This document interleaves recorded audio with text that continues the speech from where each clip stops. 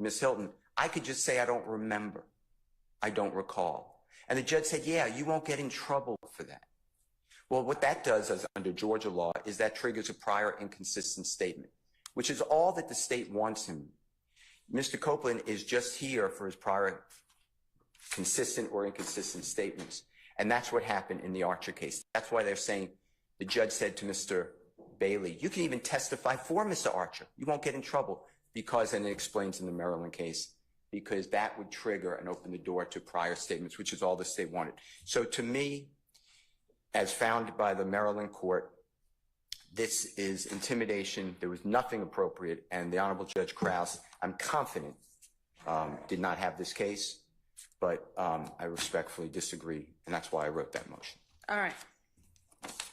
Anybody else? And I know that there is another, or there are a couple more motions for mistrial based on the ex parte that talk about coercion and things like that. And I'd rather take those up in the context of those motions. So if that's what you want to argue, hold off. Otherwise, come on up.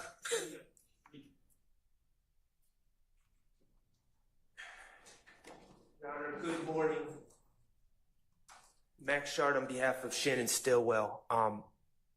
Of course, under the Harvey rule, I have joined Mr. Steele in his motion. I would like to, I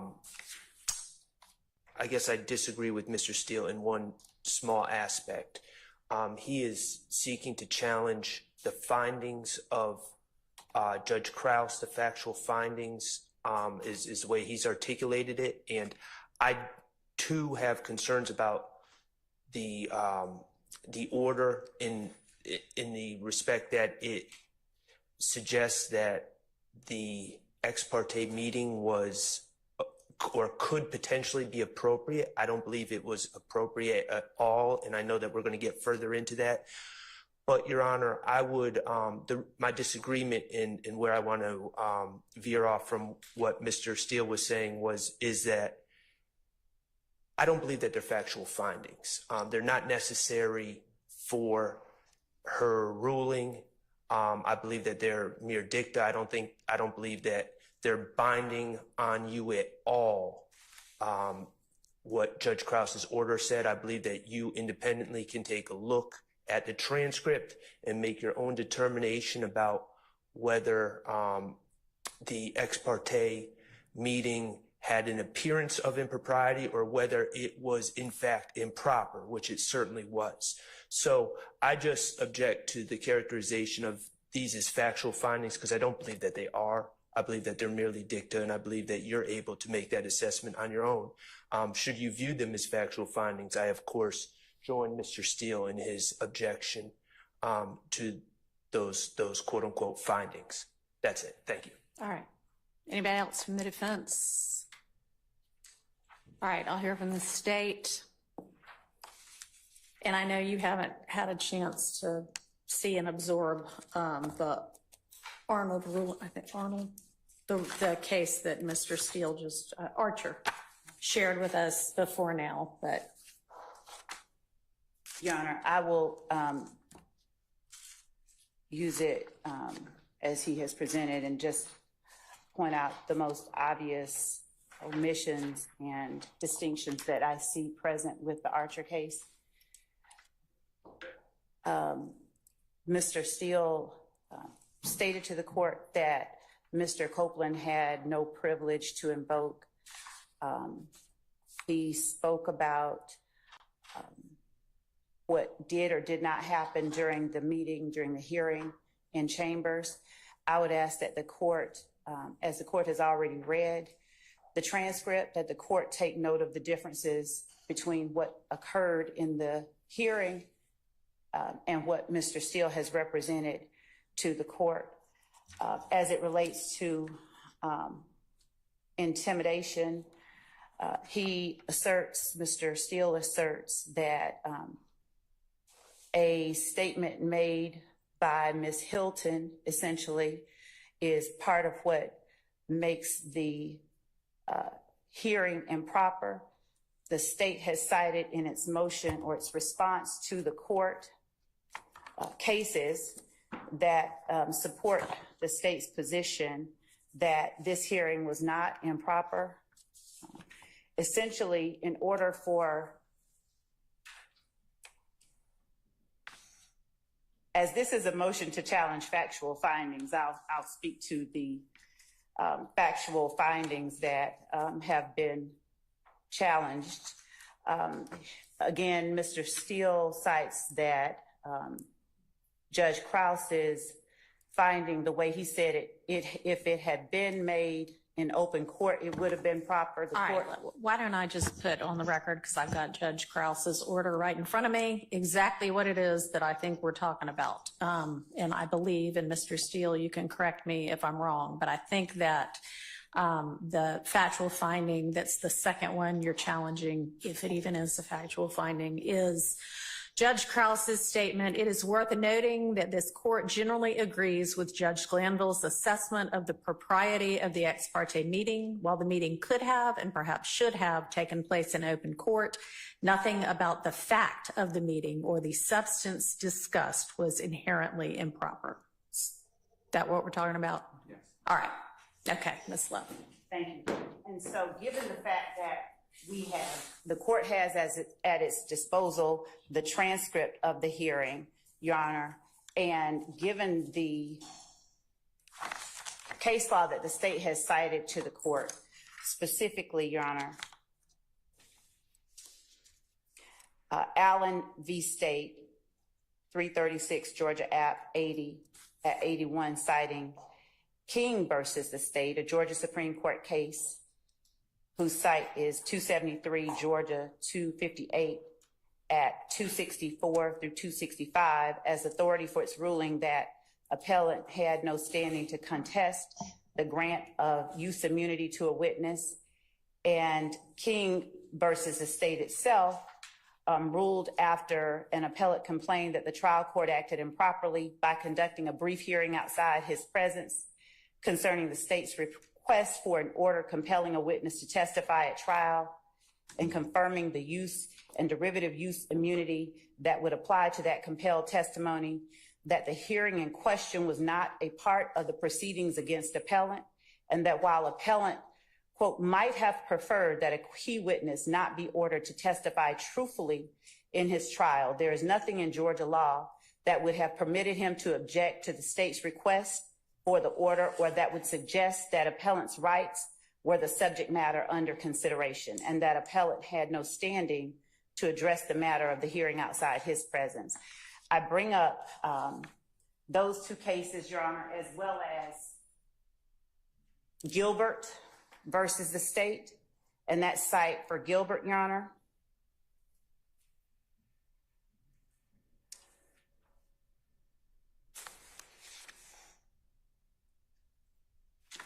is 306 Georgia App 776 at 777.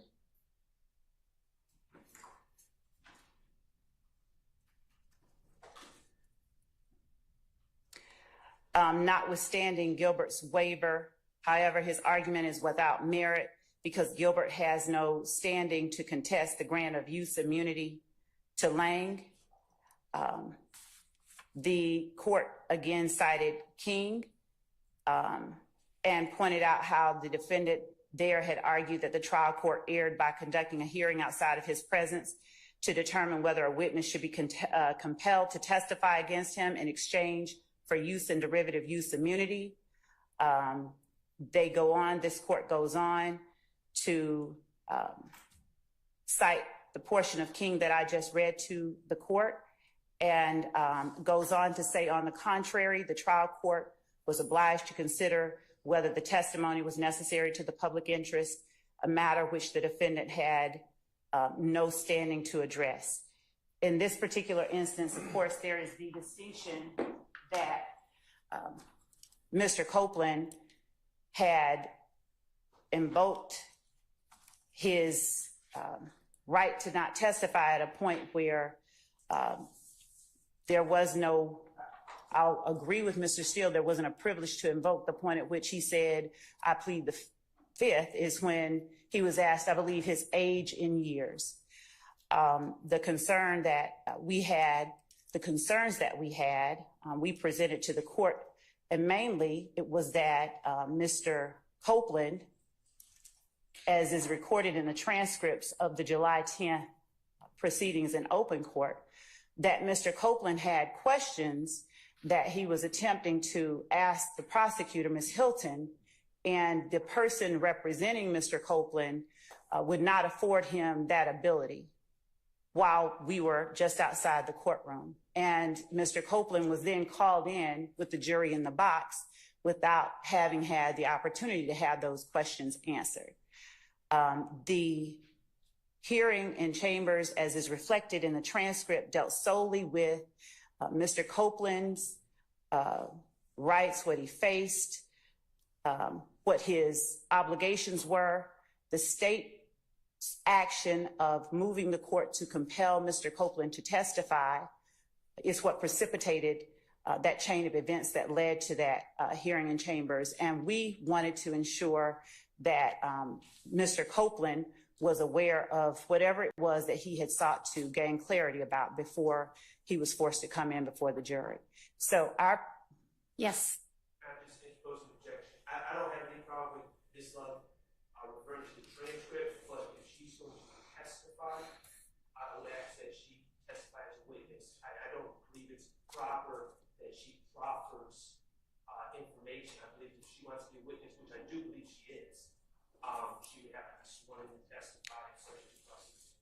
All right. Thank you. So I have read the transcript, and the transcript is the best evidence of what happened there. And what we're dealing with is whether I can and or should reconsider, I guess, the factual findings made in Judge Krause's order. So the state's position, Your Honor, is just as Judge Krause was the authority, the court tasked with making a determination regarding recusal.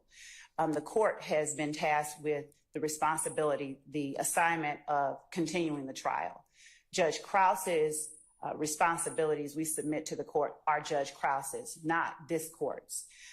Just as each court that at each step in this process has its own set of duties, that one belonged to Judge Krause. Okay. So we would ask that the court deny the motion to challenge the factual findings of Judge Krause. Anything else from the defense on this particular motion?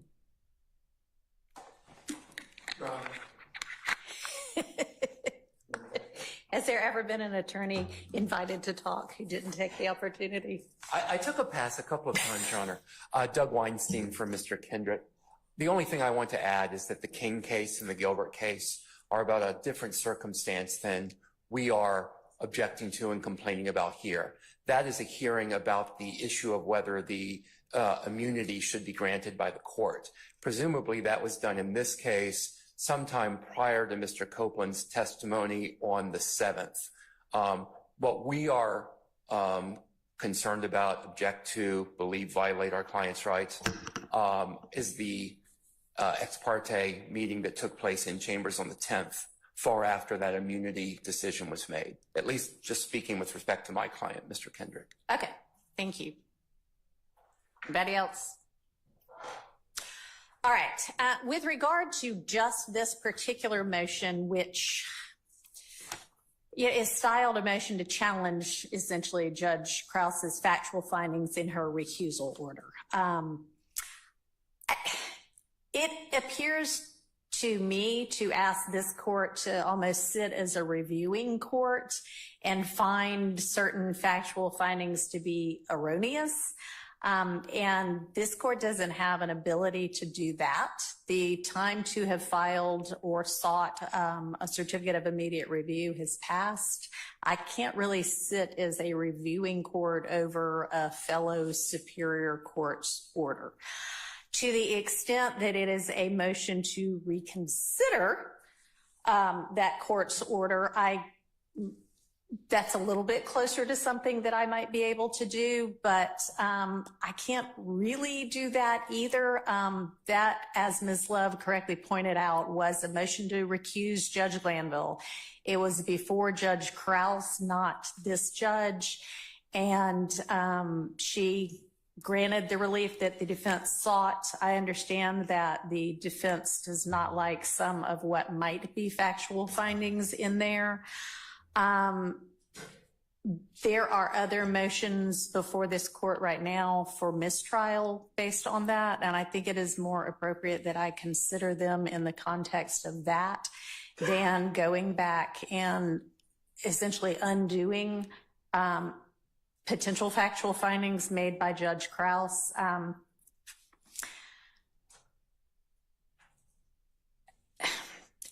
I think I agree with Mr. Sharp that this is probably dicta anyway, in that the essential holding that the court made was that the recusal was based on Judge Glanville's engaging essentially while making a ruling on the motion to recuse, and making kind of more than just the minimal necessary findings in his ruling. But I'm not going to reconsider Judge Krause's factual findings, so I am going to deny that particular motion, understanding that we still have other motions for mistrial to take up where some of the arguments y'all made just now might be more appropriately considered. All right. So I think that actually the next motion I'm going to take up is the motion filed by Mr. Williams that has a very long style, but that essentially asks that any other ex partes be revealed, that a neutral judicial officer take a look at everything in the case that has been sealed and make sure that it is above board.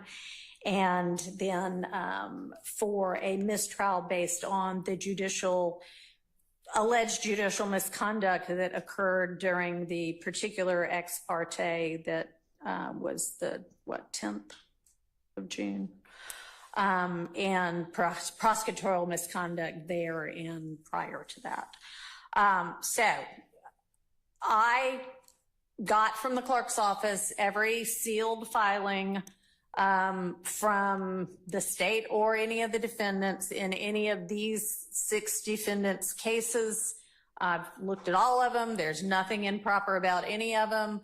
I refiled them. The order that it accompanies the resealing, I'm sorry, not refiled them, resealed them, actually delineates each of the things that I looked at or the dates of each of those sealed filings. I'll note that a lot of those ex partes were defense ex partes. There's nothing wrong necessarily with something being done ex parte. We're kind of talking about this June 10th ex parte as though, ooh, that is such a horrible thing. And it may be, but an ex parte in and of itself is not necessarily a bad thing, and both sides have appropriately held ex parte communications about things that should be ex parte with Judge Glanville prior to this. So there's nothing in any of those sealed filings that the other side needs to see at this point or that was improper in my determination. All right. The next thing is the defense asking whether there have been any other ex partes that we don't know about. And so I'm going to ask everybody, and y'all know what ex partes you had with Judge Glanville, and you know what filings got made. And so is there any ex parte that occurred that is not connected to one of those sealed filings? And I'll ask the state first. Your Honor, not being certain whether the sealed filings include the transcript of the request from the state to have the hearing with Mr. Copeland, and not certain whether or not those sealed filings contain that. Okay. I can't say, but the state requested that we addressed the matter of Mr. Copeland's representation. All right, and was that done in writing or was that oral? The request was done orally with the court reporter there. Okay. We requested that the court allow us to address the matter and that it be taken down for the record. Okay. All right. Anything beyond that? Yes, there was also the state's request for a material witness warrant for one of the. I think those are all reflected, and you may want to go back and look, but I know that there were material witness warrant requests from several different parties in the case. Okay. All right. So those are the ex parte matters that we addressed with the court. Okay. Thank you. Mr. Weinstein, anything? Okay. Mr. Carlton? Mr. Matthews. Okay. Mr. Steele?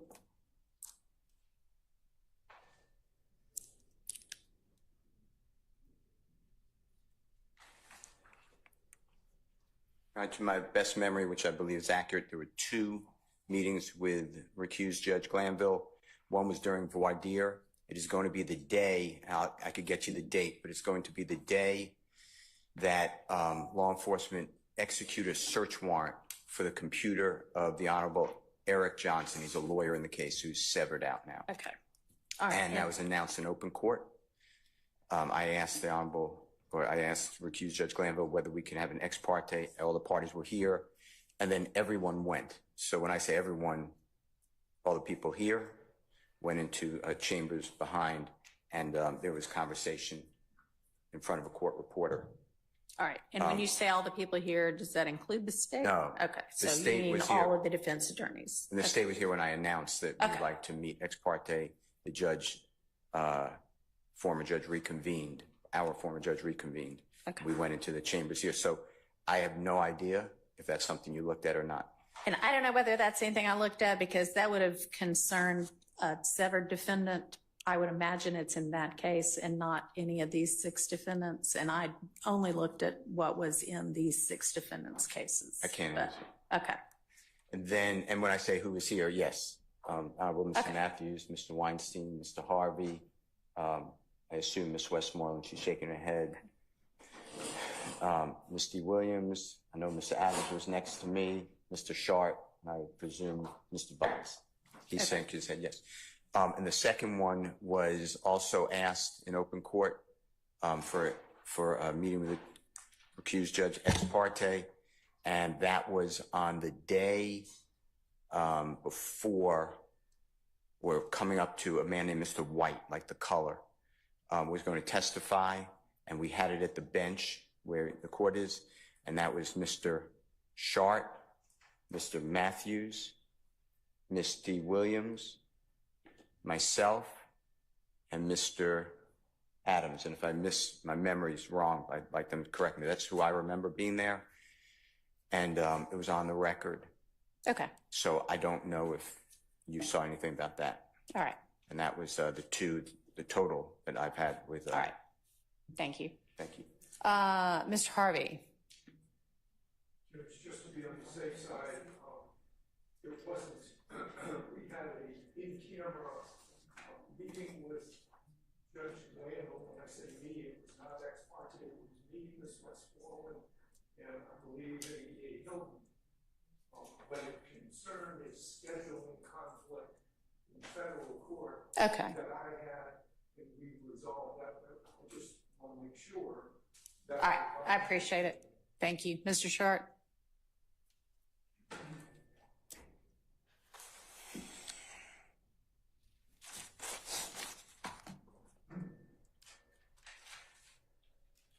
Your Honor, to the best of my recollection, I recall being with Mr. Steele in the announced ex parte regarding that gentleman, Mr. White. I also believe there was an ex parte regarding another permission to interview a separate witness who was unrepresented at the time. I believe that probably is reflected in the in the sealed records. I can't recall if Mr. Steele was with me or not, but that also occurred, and that would have been before the jury was sworn. That was late 2022. Okay, thank you. Mr. Steele is indicating that he was present. All right. Okay, so that takes care of that part of that motion, unless anybody wants to inquire further as to any of those. Okay. Oh, Your Honor, what's confusing to me, Your Honor, is in the transcript of the June 10th ex parte meeting that we've focused on, there is, within the transcript, there's a clear indication that Judge Glanville is aware of, as Mr. Steele alluded to, questions that the state is in possession of, that they seek answers from Mr. Copeland about and wish to pass these questions on to him. There is nothing in the transcript that indicates discussion between, I believe it was Ms. Hilton that was in possession of this list of questions. There's nothing in the transcript that indicates a conversation that even suggests how Judge Glanville would be aware of these questions, the existence of these questions. And it just leads me to the inescapable conclusion that either the transcript is not complete or there was a separate meeting that occurred, because there's just no context to it. It just doesn't make any sense to me logically. So that's my concern. All right, so I read that part of the transcript, and obviously I wasn't there, but when I read it, I just thought, I think Judge Glanville used to be a prosecutor, and he assumed surely you must have given them a list of questions. Now, I have no idea whether that's what, if it was just like, surely you have a list of questions, or if there had been a prior conversation, and I will ask Ms. Love that.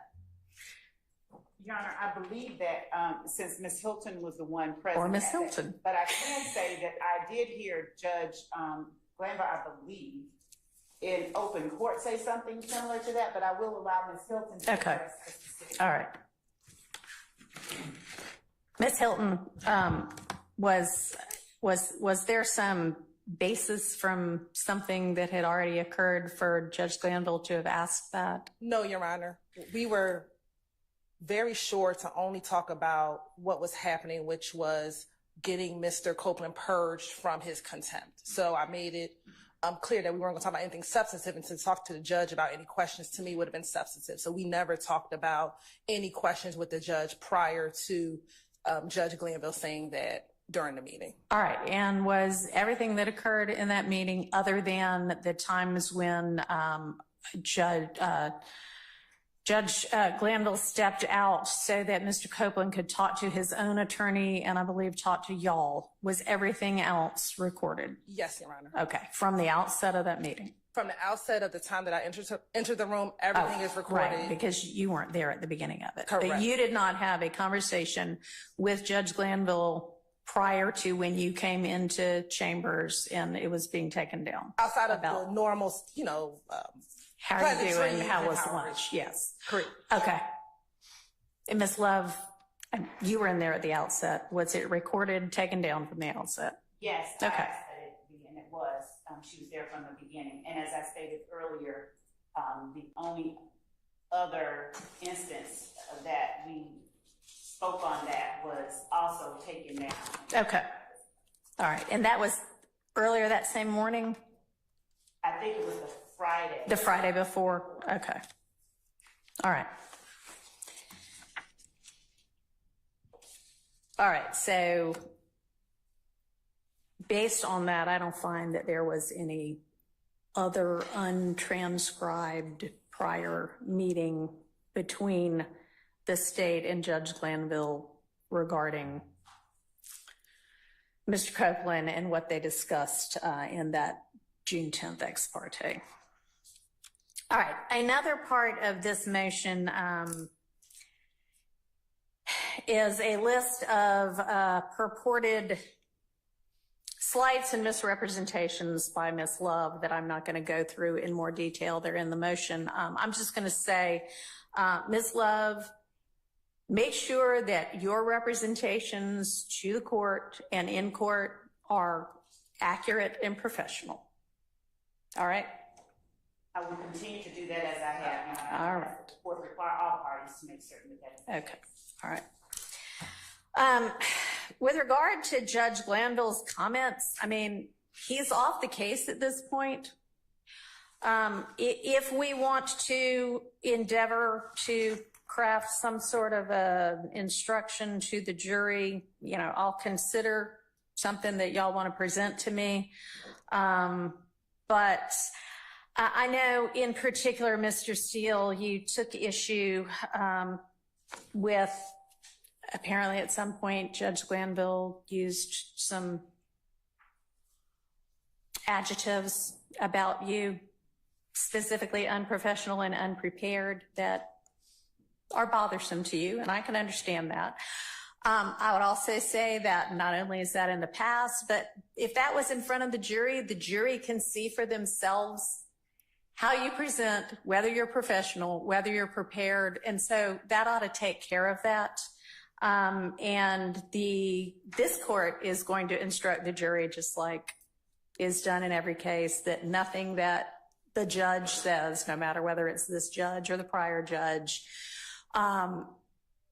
is evidence. It's not supposed to indicate any kind of a bias one way or another. And so I'll give those those instructions anyway. And if you want something additionally curative wise, I'm willing to entertain that as well. Okay.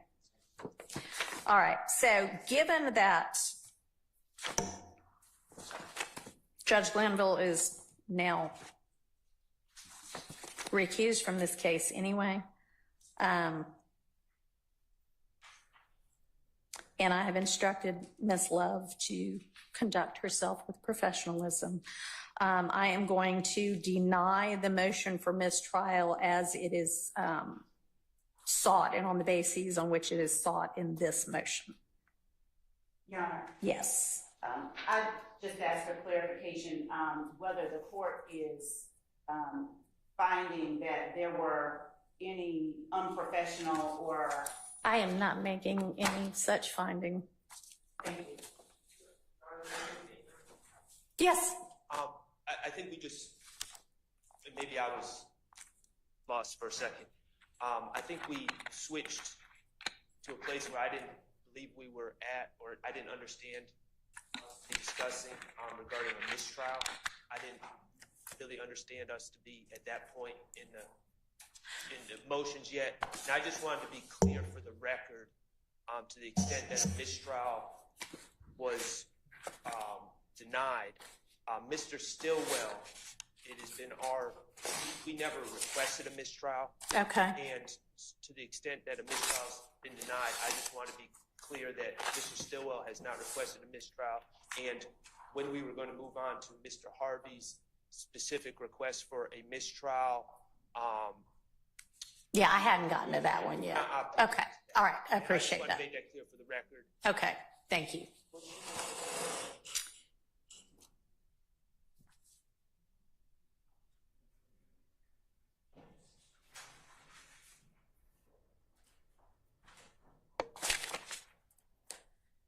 All right. So now we get to the motion to disqualify attorneys Love and Hilton, the two of the main ADA prosecutors in this case.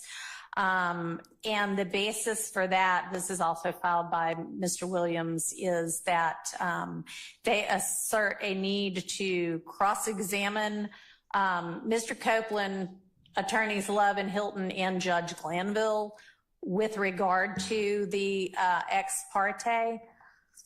Anything that, Mr. Steele, you want to argue that's not in your motion with regard to this?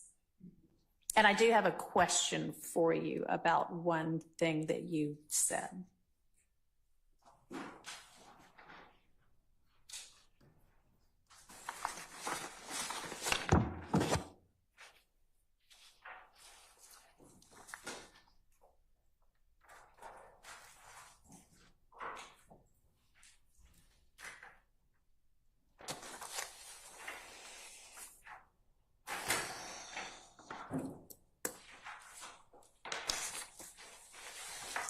Yes, Your Honor. You want me to ask my question first? Whatever you tell me. Okay.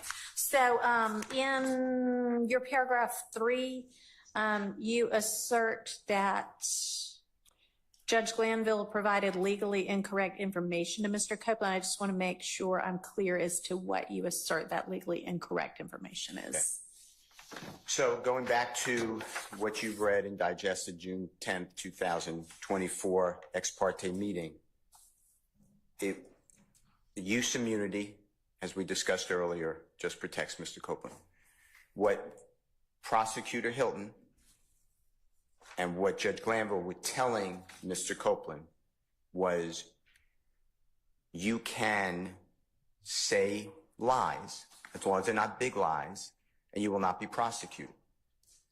He could be prosecuted for perjury and false statements. Okay, and when you say that, do you mean when it was mentioned that if you say, I don't remember, No. you can't be prosecuted? No, I have to get the transcript in front of me, but it was as long as Miss Love told you, which is not in the transcript, but the Judge Glanville said, as Miss Love previously told you, remember is the word used, unless it's a big whopper of a lie, you will not be prosecuted. Do you have access to the transcript right now? May I step back? Yes, and of course, I thought I brought it up here with me too, but I don't seem to have it in front of me either.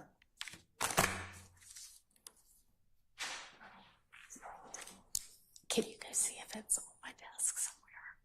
I don't know how it couldn't be here, but thanks.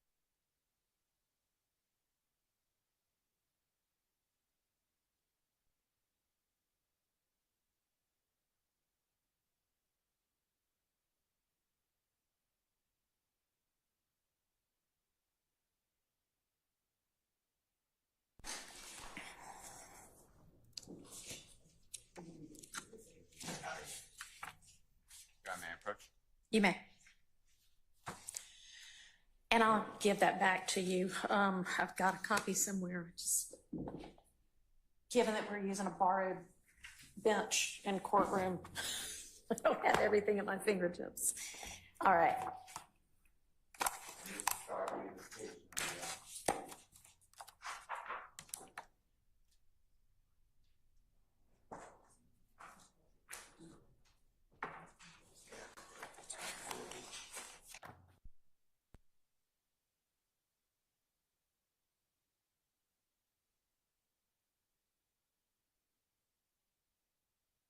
But he Okay. handed me from the transcript of the ex parte hearing, June 10th, 2024.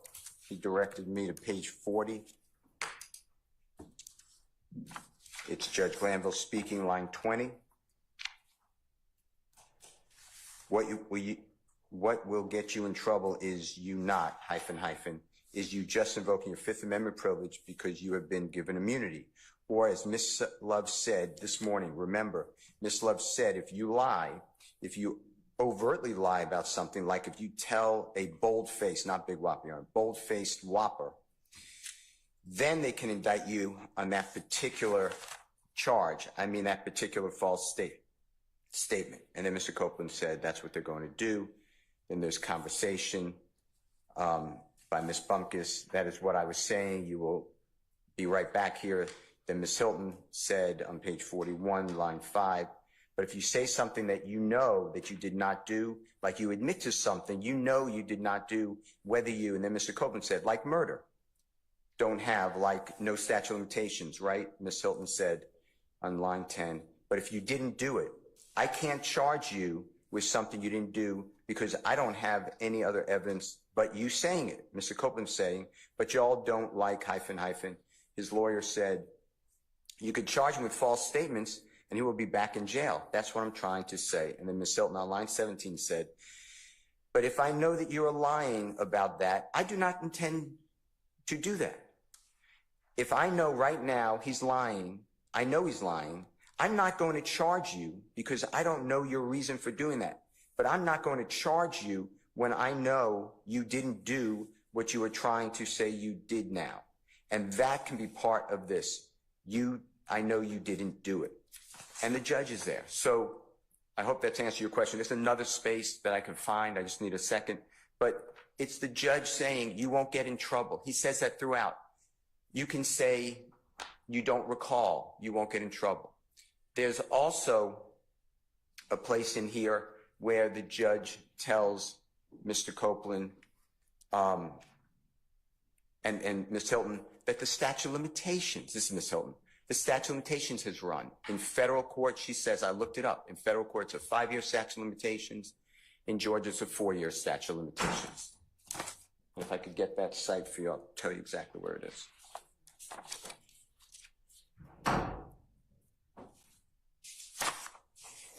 What page? I'm being told 24, Your Honor, but let me check. Mr. Adams said 24 going into 25. Your Honor.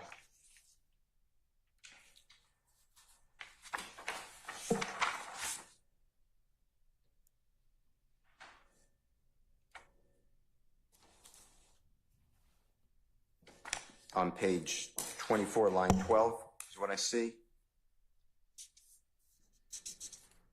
Ms. Hilton says, and what we'll say, and Mr. Copeland and I, we've talked about this. I'm not sure what your concerns are, what concerns that you expressed to Mr. Melnick last week. But if you are, if any of your concerns deal with being locked up for anything, you can't. Like there's nothing that can happen. The feds, Ms. Bumpkus interrupts. Well, that's not, Ms. Hilton interrupts. It is true. Ms. Bumpkus, said, no, I said that's not his concern. Ms. Hilton said, if it's his concern for his safety, we need to know that. Like that's not expressed. So we don't know what the concern is that we can try to resolve the concern. This is what I'm saying, Mr. Copeland and I have had conversations before going to page 25, Your Honor, and here it is. I understand some of his concerns is potential criminal liability, hence why we gave you immunity. The federal statute of limitations done. The state statute of limitations done. So there is nothing, like I researched it this weekend again, both those statute of limitations for what you and I talked about, which is a 2015 or before done. You cannot be prosecuted for anything you testify federally or statewide, immune, period. So if that's a concern, there is none because you cannot be prosecuted. The federal statute of limitations is 5 years. So anything in 2015, 5 years would have been 2020. Anything statewide is 4 years. It would have been 2019 finished. Your Honor, that's just not true. He's an unindicted co-conspirator in this case. It sounds to me like they're talking about some kind of particular crime he might or might not have committed that he might be testifying about, and whether that obviously wouldn't be murder because, as he recognized, murder has no statute of limitations. But that sounded like it was a really particular crime. You can't tell a person, I wouldn't tell a person, how about that? You can't be prosecuted because statute of limitations ran when you know he could be prosecuted in our indictment. The state is saying. Agreed. Yeah. That appears to me to be talking about something very particular that they've had, like a particular crime they had conversations about, and not overall broadly, you can't be prosecuted for anything. I don't know. Okay.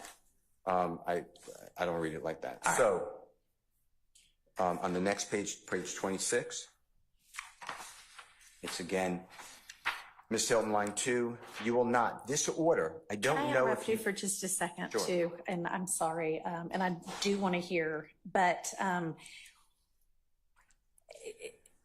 is there anything else that Judge Glanville said that you believe is legally incorrect information?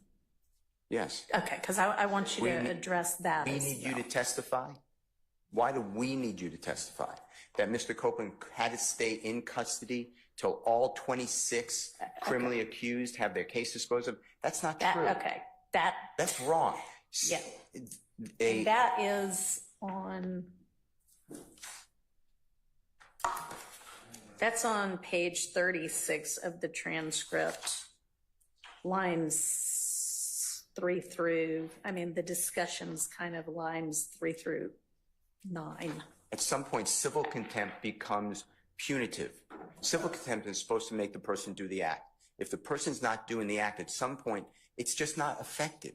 So it has to be then given a date certain. You can't just hold a human being in custody until all 26 people, some of them don't have lawyers, forever. Yeah. That's what Judge Glanville said. That's the problem. So I'm just being transparent. We're going to have a situation where Mr. Copeland's testifying. At some point, I'm going to be able to ask questions. I'm going to ask him, was there a time on June 10th, 2015 that you found yourself in an office with a judge? Was this person who I'm pointing at there? He'll say, I believe no.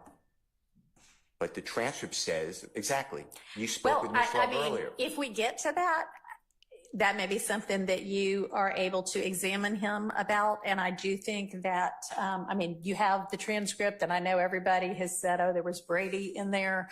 Y'all got it all now, so it's not Brady anymore. If it even was before, y'all have it. You can use it at trial. I think you can appropriately examine Mr. Copeland if he decides to testify on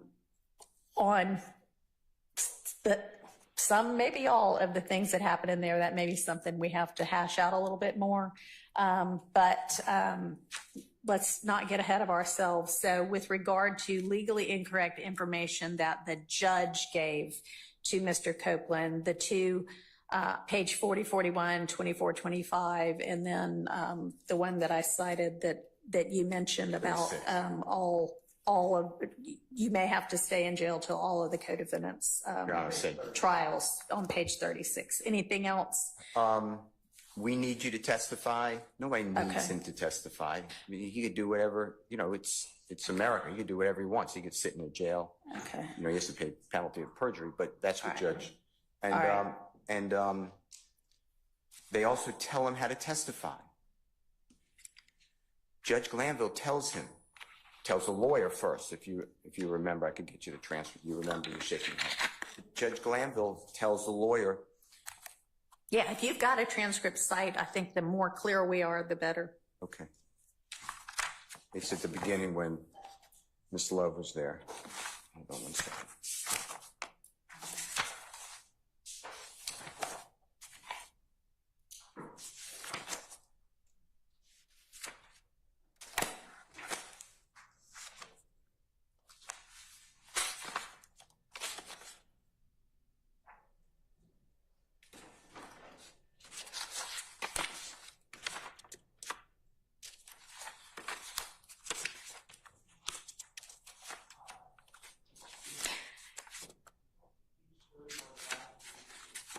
I'm being told page 30, line 5. Okay, page 30, line 5 is Mr. Copeland talking. Give me a second.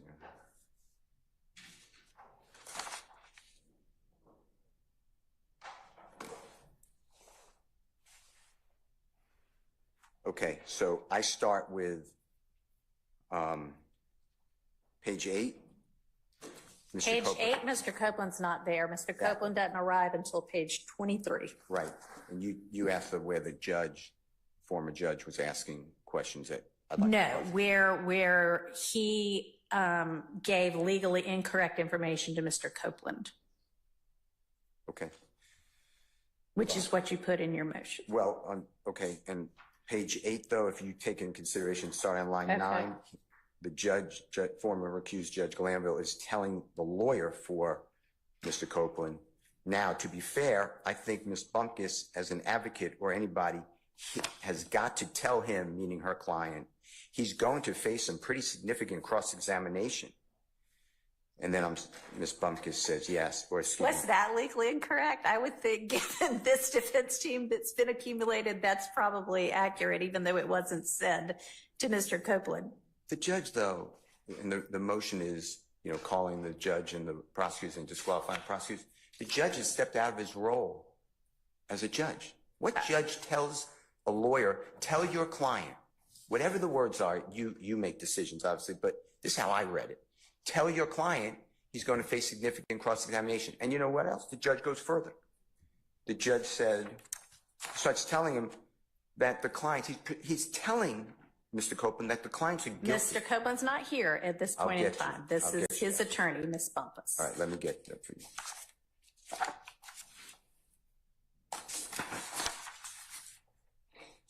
It's when the judge is saying, they, meaning the accused, know more about your criminal conduct. Okay.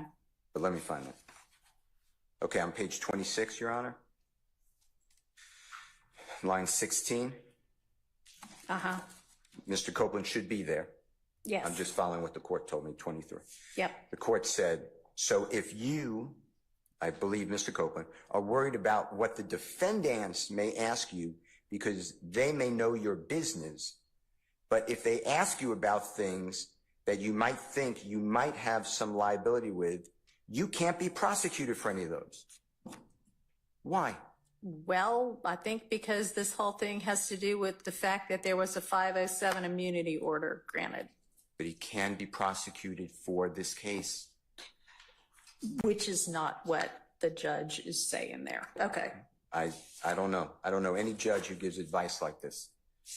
Then on page, Well, if you are, I mean, if the topic of the meeting is to ensure that Mr. Copeland understands what it means that he just got immunity, which he certainly does not seem to at the outset of this meeting, and the nuances of that. I mean, that's a nuanced issue even for lawyers. It might be appropriate in the context of ensuring the client understands what could get him in jail for contempt and what the grant of immunity means, that he would explain to the witness, the potential witness, here's what it means. So, all right, I don't find anything improper about that particular one. okay. On page 30, it's not the judge now, it's Mr. Copeland speaking. Page 5, I believe he's speaking about the district attorney, but in front of the judge. You told me before you went to the judge with whatever thing you called, went to him with, and I believe that that's the use immunity order. Right. You told me I can't, when I'm asked a question, I can say I don't recall or I don't remember, excuse me, I don't know. You told me that if I plead the fifth, I mean something. Why would I plead the fifth to something I ain't do? And I said that you don't know what I did and what I ain't do, and then you was like something. So to me, telling a person you can say you don't know, nobody should tell a witness you don't know. That's all the state wanted. I don't recall, so they could get in a prior. It's in front of the judge. And then with Mr. Talking about what the judge did or didn't do for cross-examination of Ms. Hilton and Ms. Okay. Love, that was Brady, as you said, evidence. Yes, I have it now.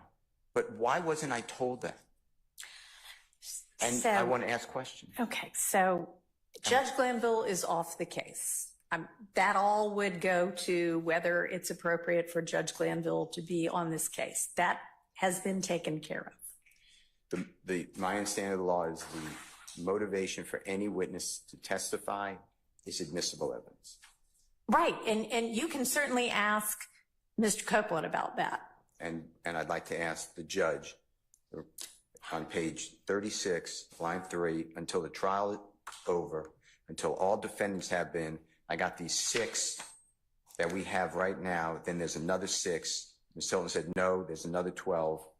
The court said, there's another 12 or thereabouts that are still outstanding for various forms or another, and they're talking about he has to stay in jail. And I'd like to ask Ms. Hilton, Ms. Love said the same thing, and Judge Glanville, why would you tell him that when that is not the law? You can't just hold a human being. All right, so you can certainly ask Mr. Copeland about that. Okay. I don't know that the prosecution's motivations are relevant to the issues that the jury is supposed to decide. And with regard to Judge Glanville, again, he is not involved in this case anymore. So I'm definitely not going to permit you to cross-examine Judge Glanville in front of the jury because, frankly, it's irrelevant, and he's been recused. So to the extent that, do you have anything else with regard to why it is you ought to be able to have Ms. Love and Ms. Hilton removed from the case? Yes. Okay. So, and just go back to your answer, last question, page 44, line 22, it's Judge Glanville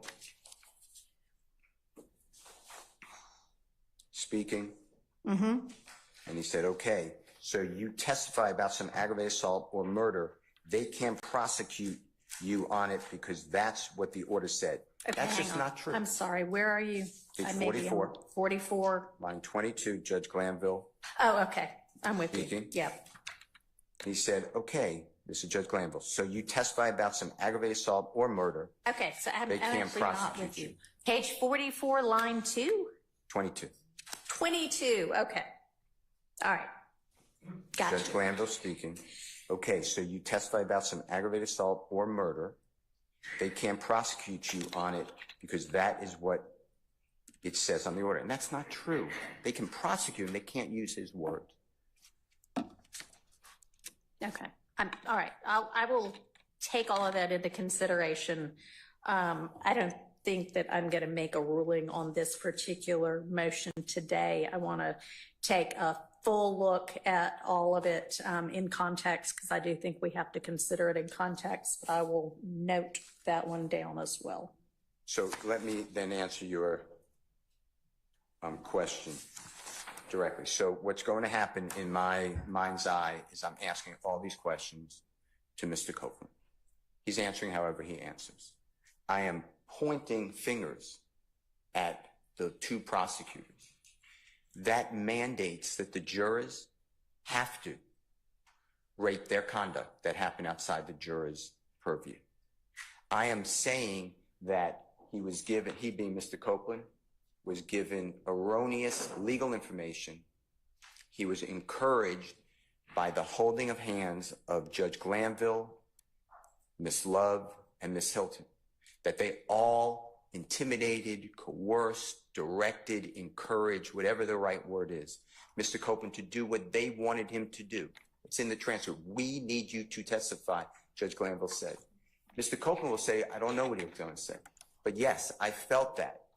I felt that they were not going to let me out of jail. I can't then have, nobody should have, then lawyers stand up when the jurors now need to rank what they are doing in the case. Their conduct is at issue. I'm not making them witnesses. I'd rather they stay on, to be quite frank with you. They made themselves witnesses. And the reason is because they injected themselves in such a, my opinion, inappropriate communication with a court and a sworn witness who did not ask any questions. The gentleman was represented by known counsel. He says, and it's in here, I could give you the page, but there's no reason. Take me back to the jail. Judge Glanville said, do you want to talk with your lawyer, me, or the state? Why would a judge say speak with the state and go around the lawyer, even in front of the lawyer? So all of this to me is very at the heart of that gentleman's testimony, his credibility, and it invokes and puts into effect the testimony and credibility of Ms. Love, Ms. Hilton. I can't ask anyone on the earth. I have a transcript, but I can't ask Mr. Copeland, why did Ms. Love tell you? Or tell your lawyer, if your lawyer told you. And I'm not going to, I understand I have to stay away from attorney-client privilege, but did you ever find out this statement? And if his answer is yes, because Judge Glanville said, remember, Ms. Love told you. We just read that. I want to talk about that. And then at some point, I want to ask Ms. Love, why would you tell a human being that he's going to just rot, in my words, rot in jail until 26 people are gone, which is not the law? And Ms. Hilton, why would you tell him that if he lies, and you know he lies, you're not going to charge him? Why? Okay, And, so and those promises were not given to us. They were hidden from us. And Judge, this did come out. Your Honor, this did come out. I got it now. I understand that. But if you look back at June 10th, 2024, about 11 o'clock in the morning, not the ex parte hearing, recused Judge Glanville comes on the bench. Please look at the transcript because I'm not verbatim. I understand that Mr. Copeland's going to testify. Mr. Copeland's put on saying, are you going to testify? He said yes, and we rolled into questioning. I don't know how it got away from the prosecution, Miss Love, Miss Hilton, Judge Glanville. By the way, he told us things that are specific on the case. He said in here, I could give you the number, I committed all these crimes. All these crimes include murder. He's asked about statute of limitations for murder. We don't get any of that. So for all those reasons, I'm going to cross-examine Mr. Copeland. I'm going to bring all that out. And the people who are at the heart of that conversation are witnesses as well. They should not have done it. Then they tried to hide it, which I'm bringing out as well. And then just, I don't know how, but by circumstance, fortunately, whatever the right word is, we did get the transcript. If you read the transcript, I asked Judge Glanville for the transcript. He told me it was privileged. all right, so I think this is rehashing kind of old ground that's not relevant to where we are right now. I want to bring it all up in front of the jury, though. Well, we'll get there when we get there. But this is not, I cannot call anyone else. You can only go in the mind of Miss Love. Why did she call the meeting?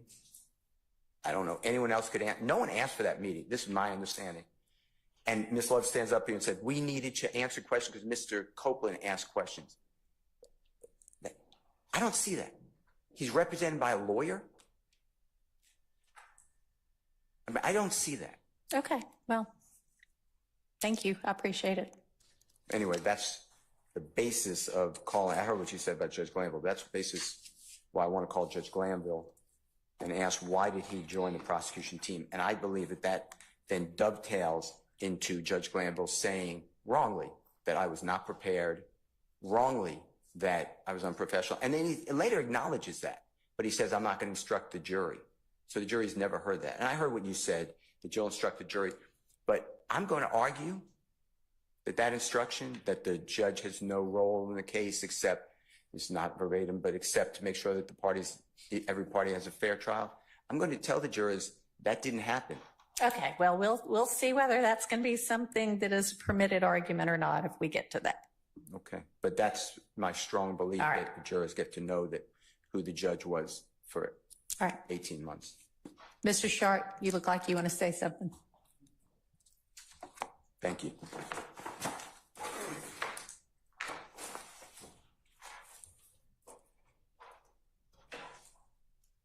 And I'm trying not to focus on things that we're likely to discuss. Okay, and yeah, remember that this is the motion to disqualify Ms. Love and Ms. Hilton. Right. I would just like to stress one point that, Your Honor, I know that you have joined us and weren't there on June 10th.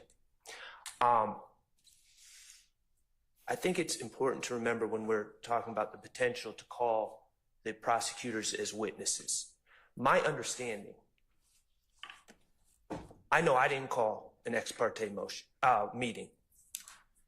My understanding is that Kenneth Copeland did not request an ex parte meeting. My understanding is Caleb Bumpus nor John Melnick, who served as counsel for Kenneth Copeland, did not call for an ex parte meeting. They did not express any concerns.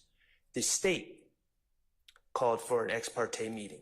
And in the beginning of that ex parte meeting, with Judge Glanville explaining the need for the ex parte meeting, the state made statements to Judge Glanville that accused Attorney Melnick of violating his oath and of not fulfilling his professional responsibilities in representing Mr. Copeland. They strongly insinuated that myself and Mr. Steele were somehow in cahoots with John Melnick and were somehow, I guess, obstructing justice, tampering with a witness, intimidating a witness.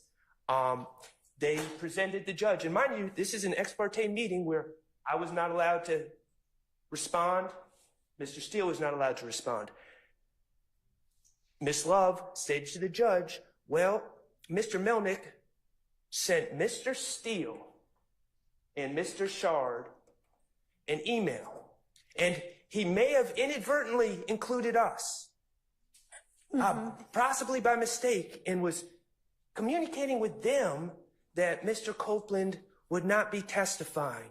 And we don't know what they have going on between them, and I guess we were just lucky to be inadvertently included, CC'd. Judge, I have the email. I believe it's in the record. I can show you the email. The state's not CC'd on the email. It's to the state. Okay. So that was a misstatement. Convenient. There's absolutely no...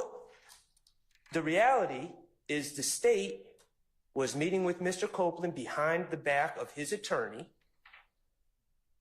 The reality is the defense was pristine in their duties in dealing with an attorney and not with a represented individual. And somehow the state, in this ex parte meeting where we were not allowed to respond or even to hear the accusations, they suggested that the purpose of this meeting was based on this behavior by defense attorneys and Mr. Melnick, which was completely fabricated and offensive. And again, we weren't there. That's the problem with these ex parte meetings. All right, well, I'm going to get a transcript. I have just typed a note to Judge Glanville's court reporter requesting the transcript of the request for the ex parte itself. So I'll find out what it said and I'll share it with everybody. Okay, well, that's in the beginning of the transcript that you have. It's in the first 6 pages, I believe. In fact, page 3 to 4. Okay. Page 3 to 4, they talk about this email, and we have the email. Oh, no. I know the email. Okay. I'm talking about, I'll get the transcript of the Friday request as well. But yeah, I've seen the email. It's made an exhibit, I think, to the ex parte transcript. And just so we're clear, and the reason I say that's important, because again, why are they doing this? What was the purpose of the meeting? Because that couldn't have been the purpose, because their stated purpose was completely inaccurate. Now, I'd invite the court, I believe it's in the record, but we can certainly provide a copy of said emails. It's an exhibit. Okay, because that's not an accurate rendition. And you know, I'd be happy to answer questions about what happened, but that was not accurate. And these are issues that now the state has injected themselves. As Mr. Steele said, we didn't do this. We didn't do any of this. In fact, we were excluded. We knew nothing about it. And it's improper, and the state initiated all of this. And it's not just what happened in the ex parte meeting, but why did it happen? And ultimately, there's only 2 people, I suspect 1, but we'll say 2, that really know why this meeting was called. Because it wasn't called by, my understanding, Judge Glanville either. It wasn't called by his staff. It was either called by Ms. Love or Ms. Hilton. And we have the right to cross-examine them or examine them about that. All right, thank you. Response from the state. Yes, Your Honor. Again, Adrienne Love responding for the state. And I want to hear what you have to say. I've got your response. That's your written response. It's pretty thorough. So let's highlight what needs to get highlighted without rehashing everything. That was my intent. Not to suggest that you would, but.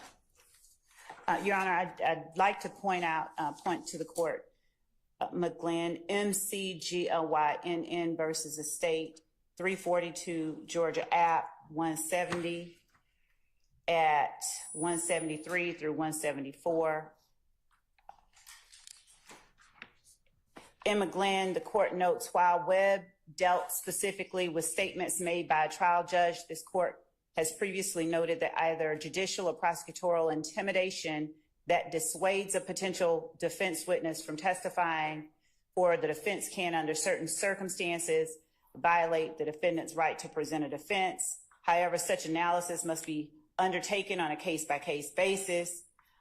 Here, We note, as did the trial court, that nothing in the record suggests that the statements made by the ADA to the witness were legally inaccurate or misleading. In fact, the ADA's comments seem to have been confirmed by the witness's own attorney, who, unlike the ADA, is charged with acting on the witness's behalf and protecting his rights and interests.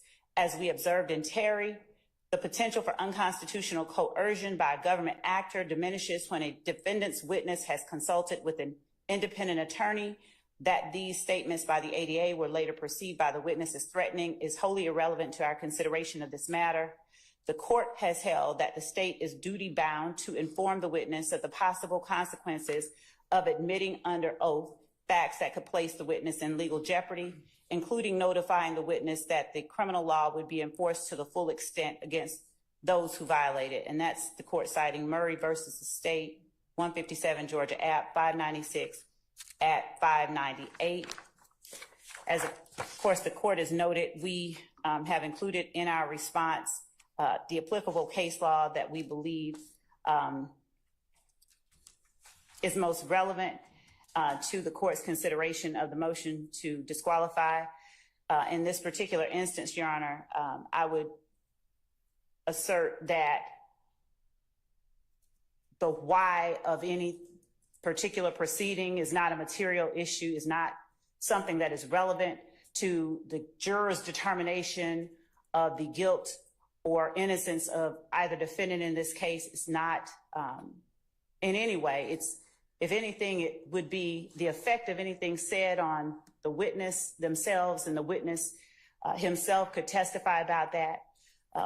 In addition to the fact, as we stated in our brief, there were multiple people there as reflected in the transcript, and there's no reason to, there's no need to resort to an extreme remedy as disqualifying the prosecutors in this case, any more than we would have the right to cross-examine Mr. Steele and Mr. Sharp based on what they may have said to Adrienne Bean or anyone else in this case. So we would ask that the court simply deny the motion for such an extreme step as disqualifying Ms. Hilton and me, and we would base our argument on what we presented in our brief.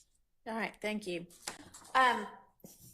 You know, something that's tied up with this issue is the fact that, I mean, there's been a motion filed with regard to it, and we haven't gotten to it yet, but I mean, I think the defense is correct, and I don't think the state opposed the fact that everything after at least the 14th and probably the 12th needs to be redone, and that is all of Mr. Copeland's testimony, or virtually all of it. And am I correct that the state pretty much concedes, agrees that that's true? After the point where the motion to recuse was filed by defendant Kendrick. Okay. We don't disagree. All right. So, and that was the 12th? I believe. Yeah. So, you know, we may be having really kind of an academic discussion about all of this anyway, because if what the court is going to have to do, and I invite y'all's input on exactly how to instruct the jury about this, if we're going to be redoing Mr. Copeland's testimony thus far, we're probably, unless y'all decide you want to stipulate to parts of it, which you certainly can, we're going to be telling the jury to disregard it anyway. And if we're telling them to disregard it, then we don't need to talk about what might or might not have been significant in it, because we don't want them considering it. So y'all keep that in your minds as well. And that may be something we don't get to until tomorrow, but we have to sort of think about that as well. All right. So I am going to take this particular motion under advisement, and I'll get you a ruling quickly, but probably tomorrow. Sure.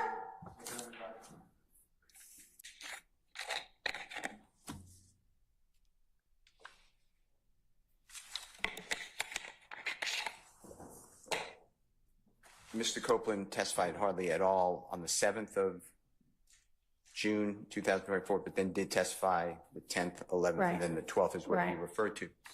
And I understand we'll take up that motion tomorrow, but there was a lot of exculpatory information. I'm not going to agree to strike all that testimony. Okay, well, want you to be what I mean that we'll get to tomorrow is how to, and I'd love for y'all to get together on whether there are any parts of his testimony that occurred before, the testimony that occurred before can stay.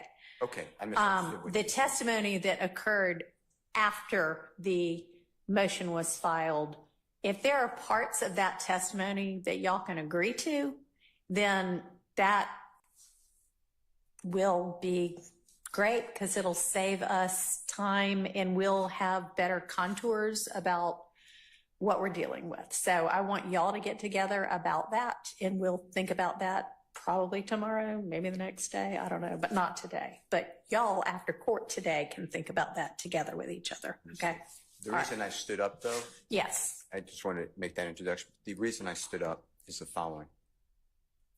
The state elicited testimony. Now, Mr. Copeland denied it, and they've done it with many witnesses before the Honorable Court took over the case. You've never had to testify in front of Mr. Williams, Mr. Huey, Mr. Kendrick, et al., Right. and you're intimidated, and that's why you're not testifying. Mm-hmm. I would need to show the jury that it's the state, and I have evidence now, and the judge that has been the person to intimidate a witness. So that's another issue when you're resolving this. Can the Judge Glanville, I heard what you said, but can Judge Glanville be a witness? Can the two lawyers representing the state of Georgia be witnesses? I need that in the case. Because Okay, let me ask you this though. Why can't you use the transcript to get that point across? I mean, it's right there in the transcript. What it is that you assert to be intimidation is in black and white in the transcript. I'm intending to cross-examine or examine Lawyer Hilton and Lawyer Love. I know you're On how intending they- to, but what I'm asking you, and I don't mean to interrupt you, but I want you to answer the question that I asked you, which is why can't you use the transcript to do that? Because Mr. Copeland can't discuss. Why are you asking these other witnesses this? And what other witnesses, how do you treat other witnesses? There's another witness named Miss Bennett who said basically the same thing. She was intimidated by the state. My point is, I can't ask Mr. Copeland what But the happened to these other issue, witnesses. as I understand what you're saying to me, is that you want to get before the jury that the state and the court intimidated Mr. Copeland Right. into testifying, essentially. What you say is the intimidation is reflected in the transcript. Ms. Love's motivation for doing it, if she in fact tried to do that, is not the relevant issue. But I have evidence of other witnesses who were treated not similarly, because I don't have any other evidence that there was some meeting between the judge and the prosecutors like there was in this, but that the prosecutors are doing the same thing with other witnesses. Okay. They are intimidating other witnesses, All right. and Mr. Copeland can't answer those questions. Okay, but And it's- that you can argue because you will have, look, we see that it happened here. We've already heard that it happened from the mouth of XYZ witness. Imagine it's every witness. I mean, that's the topic of argument. So I think that I'm going to look at all of it again, but I don't think that's a persuasive argument for why they need to be kicked out of this case. I think the transcript is what you need and what you have, but we'll take that up later and I will think about that. Thank you. Okay. Excuse me, Your Honor. Yes, sir. May I just briefly address something you said earlier? Sure. Well, I did argue with the court that everything after the afternoon of June the 12th is void and needs to be thrown out. Right. I do not, just for purposes of the record, I do not concede that this trial can continue. I that we understand. can, okay, I just want to make sure. That's a couple of motions from Just here, want to make sure so- that's there because you're asking us to meet tonight to go over what could possibly remain. Well, And I don't know that that's possible. Thank you, Your Honor. Well, it's possible. I mean, unless I rule today that y'all have a mistrial that is with prejudice, it is certainly possible for y'all to meet tonight. No. Absolutely. I understand that. We'll follow whatever order right. that you give, Your Honor. All right, thank you. Okay, so the next motion is Mr. Nichols' motion for mistrial and objection to mid-trial substitution of trial judge. And it is quite lengthy and detailed with many subparts. Mr. Judge, Harvey, are there things other than what is in the written motion that you want to talk about? There is. You want to come up here, or it's fine if you stay there and hold the mic. That's fine. Well, what I want to say is I think our motion was in seriatim. Number one, we joined the motion for mistrial. Mr. Kendricks. Yes. Okay. So I think that needs to be addressed first. And then our motion was in the alternative. If you do not grant that motion, then we have a separate motion, which most of these defendants have opted out of. Okay. So I think that would be the appropriate. Fine with me. I kind of had a note that a lot of those two motions go together and kind of have to be considered together anyway. Well, one, I joined theirs, they didn't join mine. So it's a second step. That's fine. All right, so it's fine with me. We'll take up Mr. Kendrick's motion for mistrial first. And his motion asserts his motion joined by everybody else except for Mr. Stillwell. Is that right? No, I joined. You did join this one. Mr. Kendrick's motion If we're speaking about Mr. Kendrick's motion, for mistrial filed July 23rd. so I am, may I make my stance clear? Yes.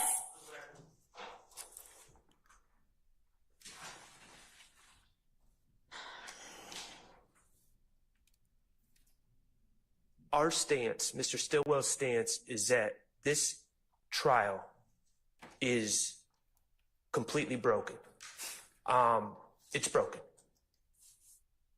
There's error in this trial that would never survive appellate review. Illegal ex parte hearings have occurred. Our client's rights have been repeatedly violated. The defense has been mistreated in front of the jury by a partial judge. It's broken. We are also winning this case. We are put in an impossible position right now because our rights have been violated, but we do not wish to move for a mistrial. We are merely pointing out that this case is broken, and I filed a motion about that, and I will get into the reasons when it's my turn. But I am trying to be very careful to make it clear that I am not moving for a mistrial, but I have extreme doubts about the ability for this case to continue, and I am absolutely certain that my client's rights have been violated throughout this process. Of course, Your Honor, I'm just going to put on the record, this is your first day here, so I'm not insinuating anything about your performance here today. All right. Thank you. Thank you. Okay. And, you know, it may or may not survive appellate review if it continues and if there is a conviction. That's not for me to say. Okay. So Mr.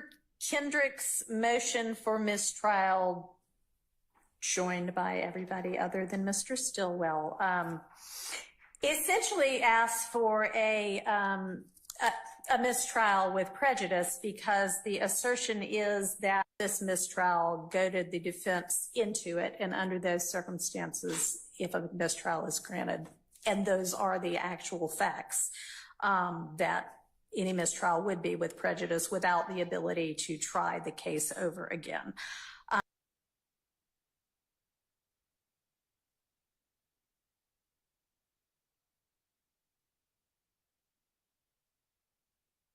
goading, to use Mr. Kendrick's attorney's word, the defense into making a motion for mistrial because the state thinks they're losing the case and wants to be able to do whatever with.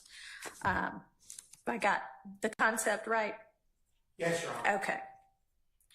All right. So this is also a lengthy and well-briefed, well-written motion. I will hear what you want to add that's not already in your written motion, if anything. Thank you, Your Honor. I have nothing to add to that motion. Okay. As a lawyer, I feel compelled to speak to it, but I will sit down, Okay. given that I have no additional information. I would like to respond if the state does have something to add. Okay. I did not see a filed response from the state to our motion. I was served a response, so I'm not quite sure. I'm not quite sure what that's about, Your Honor. Now, sometimes they get filed, but they don't show up in Odyssey for a couple of days. Because y'all have been good about emailing the court when you file.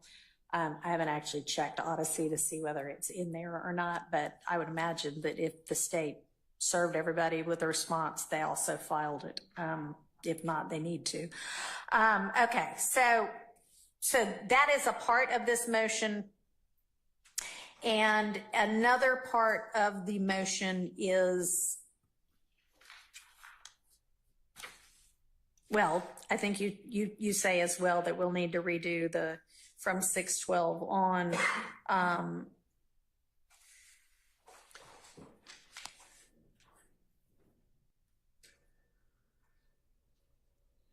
That's a part of this motion. That is a part of this motion, Your Honor, yes, that there is a requirement that everything after 612 is void. Okay. And in that motion, we argue what I stated earlier, that I don't believe it's possible to erase that information from the jury. Okay.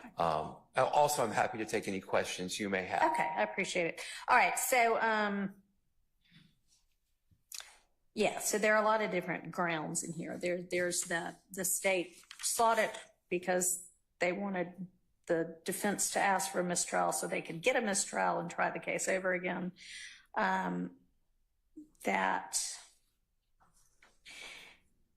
substantively speaking, the ex parte was a critical stage at which the defendants were excluded. And then the concept of, which we've kind of brushed over somewhat, that Judge Glanville's comments in the ex parte itself amounted to unconstitutional coercion of Mr. Copeland to testify. Those are exactly my arguments. That's correct, Your Honor. Okay. There's three main issues, three main arguments that I put forward in that motion.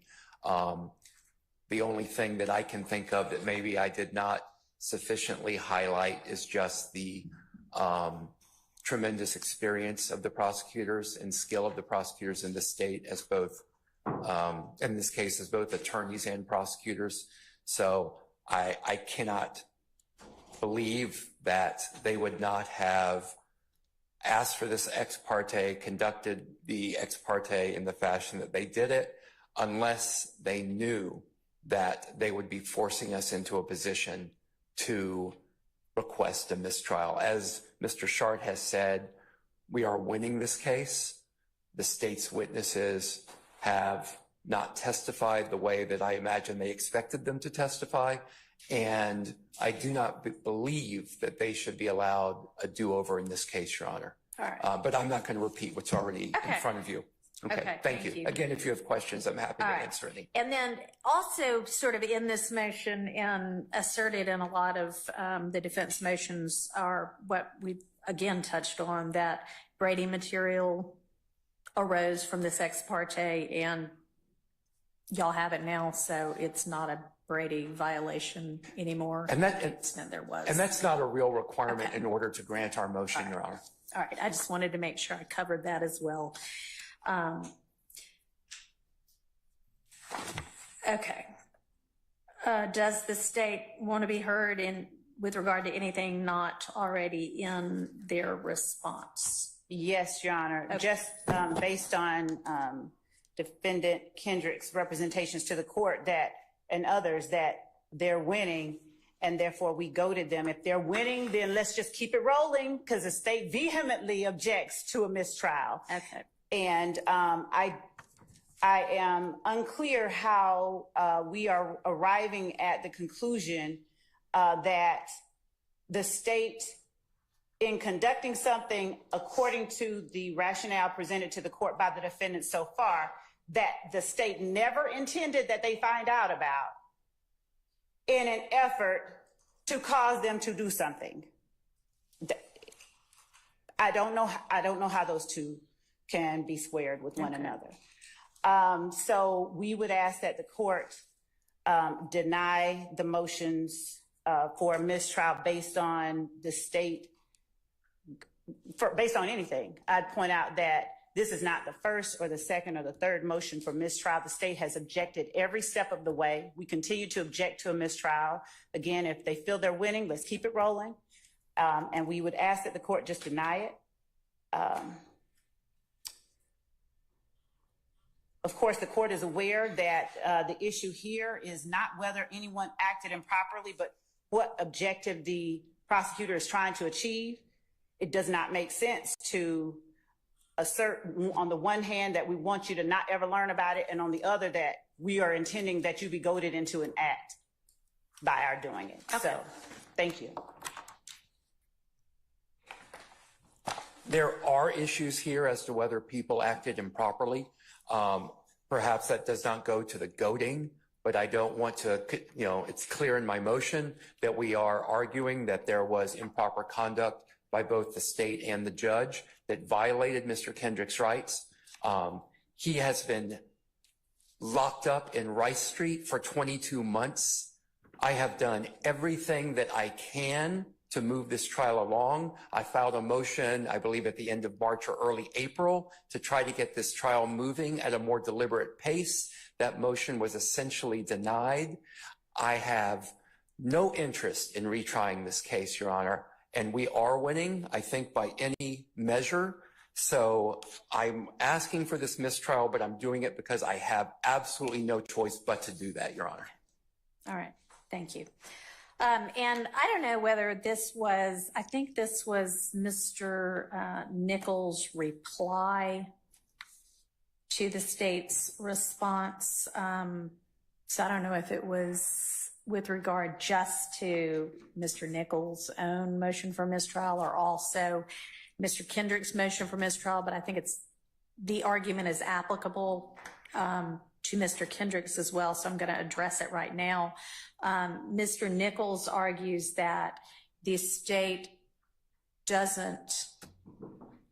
says that the defense's characterization is a mischaracterization of what happened in the ex parte, but does not offer their own characterization, and therefore they essentially aren't opposing it. And I should just take as fact everything that the defense said.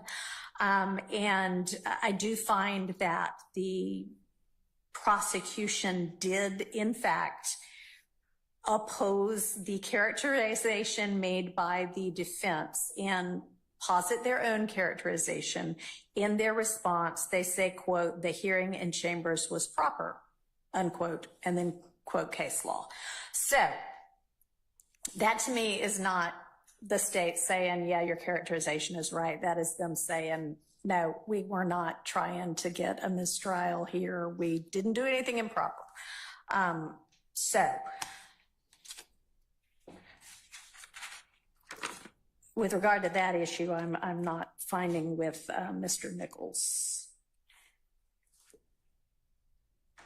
Now, I am going to, in the context of taking under advisement the other motion that we talked about before, take under advisement the concept of whether what occurred in chambers was coercive, and if so, was coercive to the extent that under the cases like, I think, Wynn and Webb, it requires a mistrial. Because I think the concept generally was before Judge Krause, but not in the kind of detail that it is right now. So I do think that that is something that I can take into consideration and will take into consideration. And y'all both briefed it, and so I'll get the ruling to you. As with regard to the propriety of the ex parte itself, we've kind of already talked about. I don't think that was the actual basis of Judge Krause's order on the recusal, so I will endeavor to make a substantive ruling on that as well. So that's another one that I'll probably give you my ruling tomorrow. Okay. So, making myself a note.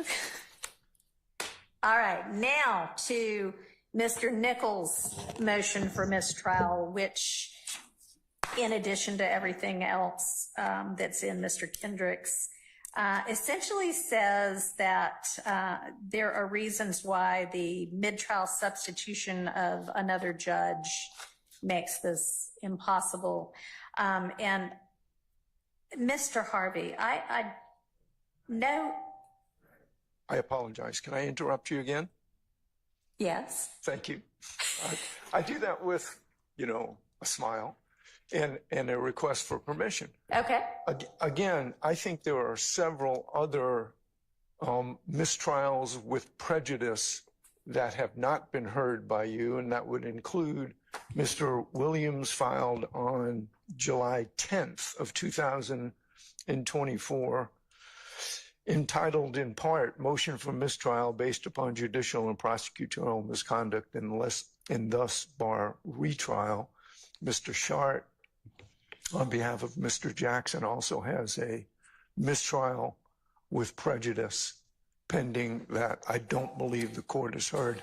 And again, I think in seriatim, if you decide on all of those, then I'll come behind these brilliant lawyers. All right, I appreciate it. Follow up. So with regard to Mr. Williams earlier, prior to the, July 9th,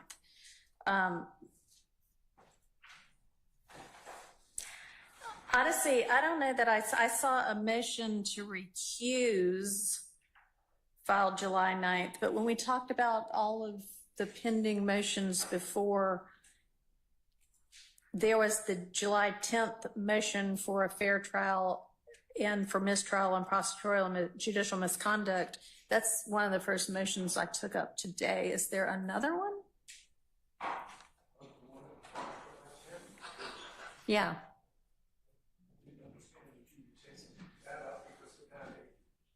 Well, I did.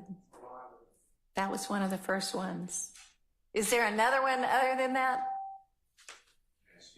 Yes. Mr. Williams is not asking for a mistrial. If you grant a mistrial, then that would be over objection, in that if you grant, I joined in the goading. See, I think it's a two-step process. You grant a mistrial or deny a mistrial. If you grant a mistrial, then there has to be a conversation about a plea and bar. So I'm joining. If you grant it, will be over objection, then I'm going to file a plea and bar. So I was just upfront with the court.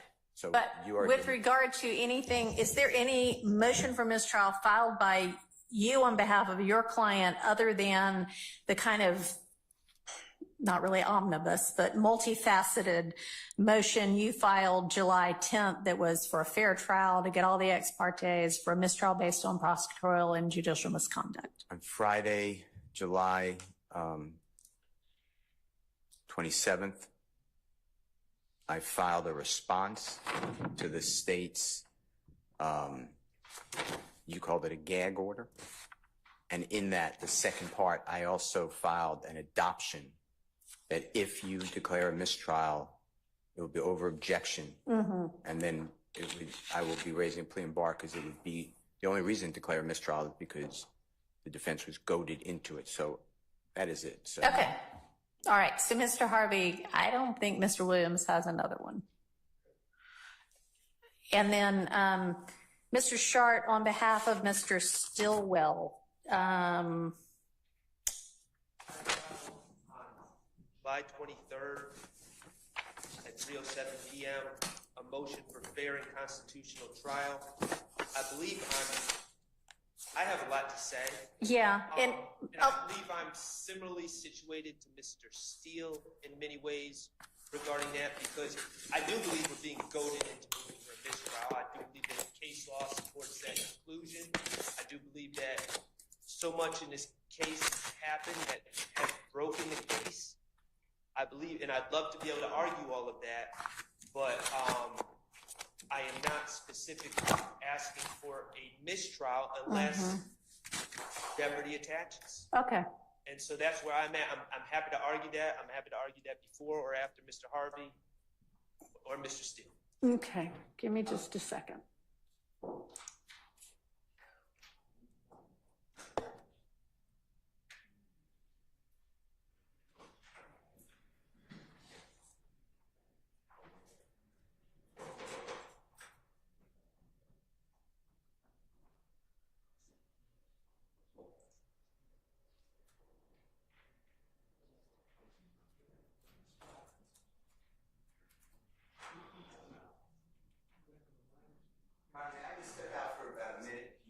Sure. You know what? I need to find the motion that was just referenced by Mr. Shard. Anyway, why don't we've been going for a couple of hours. Why don't we take a 5 to 10 minute convenience break?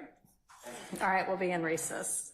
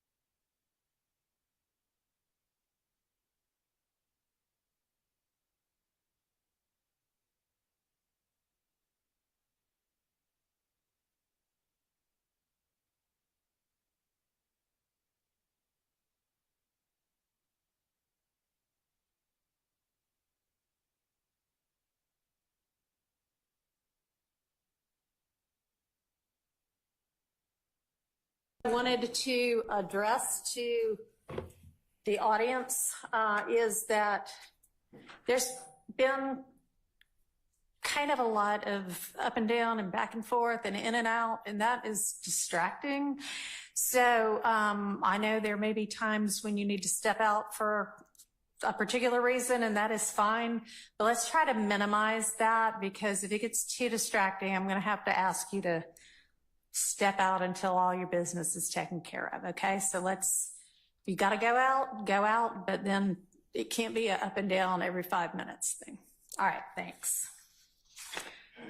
Okay, so Mr. Short, yes, I saw your motion for a fair trial, and the reason I didn't register it as a motion for mistrial is because it's essentially not. It's saying if you grant a mistrial with prejudice, we're in on that.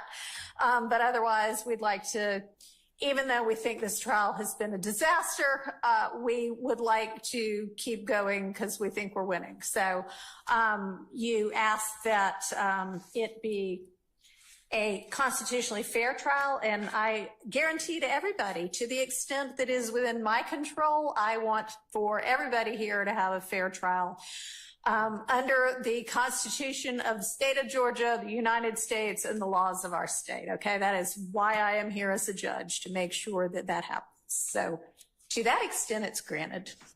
I appreciate that. I guess my concern is that all this is not under your control, because and I can hear you fine, but I don't know whether my co-reporter can or not.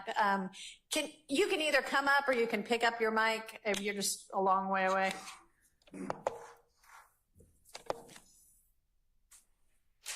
I guess my concern is that and I have no doubt that you will do everything in your powers. I just don't know if at this point, if it's within your control to ensure that we receive a constitutionally appropriate and fair trial at this point based on what's happened previously. And, you know, I do have cases regarding the concept of goading. Okay.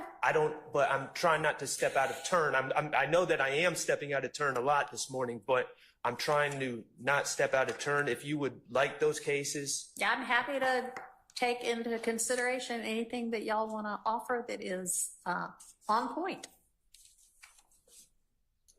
Go.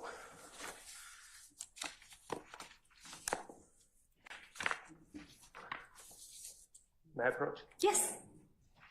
Can't really get to me, but you can get to my staff who can hand it to me. Thank you. Oh, yeah. I've seen web-cited, and I'll take a look at Jackson and Wilson. Oh, did I not give you Anderson? No. Oh, I'm sorry. Thank you.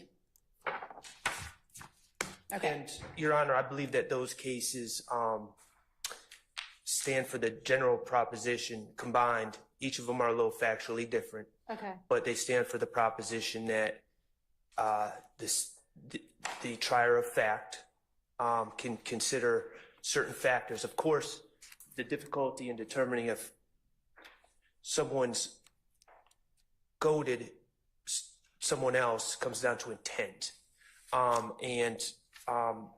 Typically, a district attorney or a prosecutor is not going to take the stand and say, I intentionally goaded someone. So you look at objective facts. And these cases stand for the proposition that you look at how basic the rule that was violated is, the experience of the prosecutor. In this particular case, you know, this is a big county. The prosecutors involved in this case are a chief deputy with the district attorney's office, and a deputy with the district attorney's office are the two prosecutors that were involved in the ex parte meeting. You look at the evidence of the case, and I know that this is another area where you're hamstrung a bit because you haven't been sitting to hear the evidence. But I concur that the whole purpose of Mr. Copeland taking the stand was to impeach him. Mr. Copeland's testimony was not, well, at the time of this ex parte hearing, it's our stance that he was pleading the fifth, and the state was in a position that they're a key witness. And without him, the alleged murder of Donovan Thomas, without his past statements, goes away. And they were in a situation where their key witness was not taking a stand and was not going to allow himself to be impeached with prior statements. And our stance is that they panicked and they needed a mistrial. The trial was not going well. The previous witnesses that have testified, it's been again, I know you haven't been here, but you know, we've had witnesses testify. I don't remember anything that happened in 2013. It's just been a parade of impeachment by inconsistent statements and contradictions. So, and that's another factor that those cases look at is the how the trial's gone so far and the motivations for goading a mistrial. So I believe that those cases provide some insight and some guidance for the court to consider certain factors when we get to that goading question. And that's why I wanted to bring those to the court's attention. All right, I appreciate it. Thank you. All right, so Mr. Harvey, you're up. I don't think there are any other motions for mistrial preceding yours that we have not discussed. And I am going to address a few of your issues really, well, I guess one I'm definitely going to address before you start your presentation, and that is that you assert in your motion that this court, meaning me taking over this case, has indicated it does not intend on familiarizing itself with the trial proceedings, and I have no idea where you got that from, because I certainly never said that. When we were here last week, and I don't have a transcript of that, and if I've misinterpreted what you said, and perhaps it was in the context of you saying, I'm not going to revisit certain motions, or I'm not going to go back to hear those, that was in the context that I meant it. And I said it for a specific reason, because some of the motions, as I allege in our motion, Judge Glanville said, well, you know, I'm going to deny your motion, for example, for a severance, for a 105 instruction at this point, but that does not mean we're not going to get to a point where I would consider that and grant it. So I meant that in the context of you understanding, this court, understanding the cumulative nature of what has happened and how it would factor into your particular decision at the next point in trial. That makes a little more sense. I absolutely intend to familiarize myself with what has gone on in this trial prior to me getting involved in it. I've already begun to. Judge Glanville's court reporter is beginning the somewhat arduous task of transcribing everything that hasn't been transcribed yet and giving that to me, you know, as soon as she finishes it. You all have, some of you have already pointed out, you know, particular things that, while not the official transcript, I can review on YouTube, and I've done that to the extent it has been relevant to these motions. And I also believe that with the very capable defense attorneys in this case, that you all will be able to elucidate for me anything that I might not have been here present for at the point in time when you make a motion that to any extent requires considering the cumulative nature of anything. Okay? Well, okay, yes, and okay, no. Okay, yes, I understand that the court is going to make what I think to be an impossible effort to catch up to where we are at this particular point after 9 months or thereabouts, hundreds of witnesses. I appreciate the court's effort, and I understand the genuineness of the court's statements that I'm going to do it. But you know what? I just don't think it's possible. And that is the gravamen, that's the base of what we contend should be a motion for mistrial qua mistrial. I have joined in we've been goaded into it. But now the second layer of that is I am going to stand here. My team is going to stand here. Everybody in this courtroom is going to stand here and look at you and say, Judge, the state, I want a directed verdict of acquittal. The state has not met their burden. I believe you have to be entirely conversant with the record, with the way witnesses have testified, their demeanor, their voice, their actions, all of which may or may not be caught on YouTube. And there are a plethora of cases. There are many cases that say, you know, just reading a dry transcript is insufficient. Every court from the U.S. Supreme Court down has said you can't necessarily make those kinds of judgments based upon a dry transcript. And I believe that to be true. There's a world of difference, and you know this. Every practicing lawyer knows this, that you cannot get the feel of a lawyer. You cannot get the context. You cannot get the understanding of a witness unless you're there to view that witness. So I start from the premise that no matter how hardworking you may be, and I think you're a very hardworking judge, I think that you will make every effort, but I think that it is impossible for when we get up and make our motions for directed verdict that you can assess the now going into the 9th month of trial testimony. That's essentially basis number one. Okay. More importantly, I think that should you erroneously deny our motions for directed verdict, that you then would be in a position to sit on our motions for new trial. And that's the so-called 13th juror. We have put that in our response, and it is without question.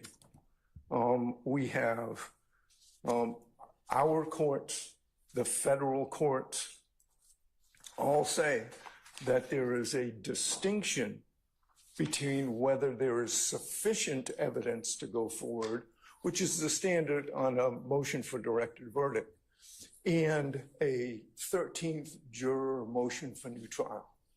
You can find, you know, I denied your motion for directed verdict, but you know what? I just don't think that this was either a fair trial or a trial in which, based upon what I have seen, what I observed, that should stand, and I'm going to grant it. I mean, it's entirely in your discretion.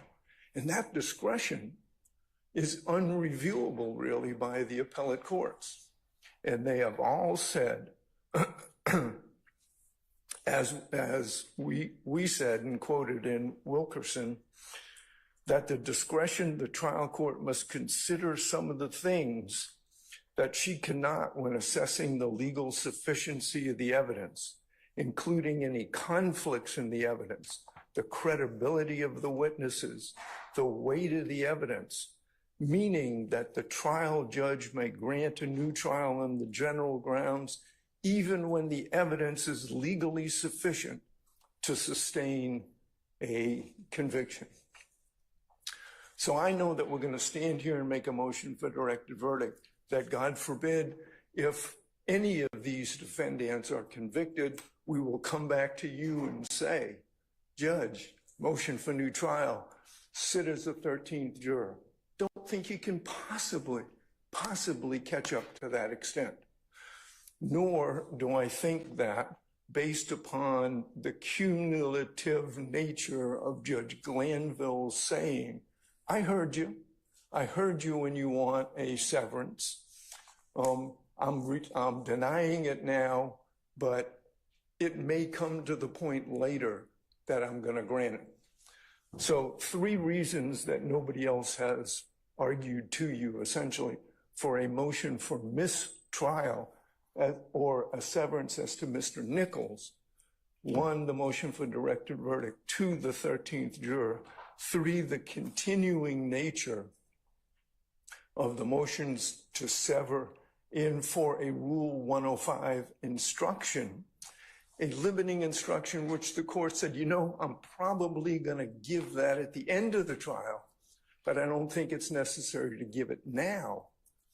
So, Okay, all of those. I understand. And I don't really need to hear from the state on this one.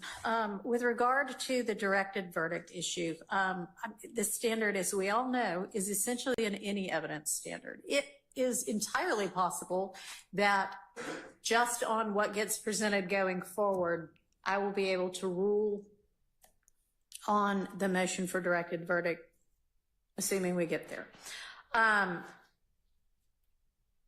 But if not, I can and will ask for specifics from the state as to what the facts are supporting each count of this indictment.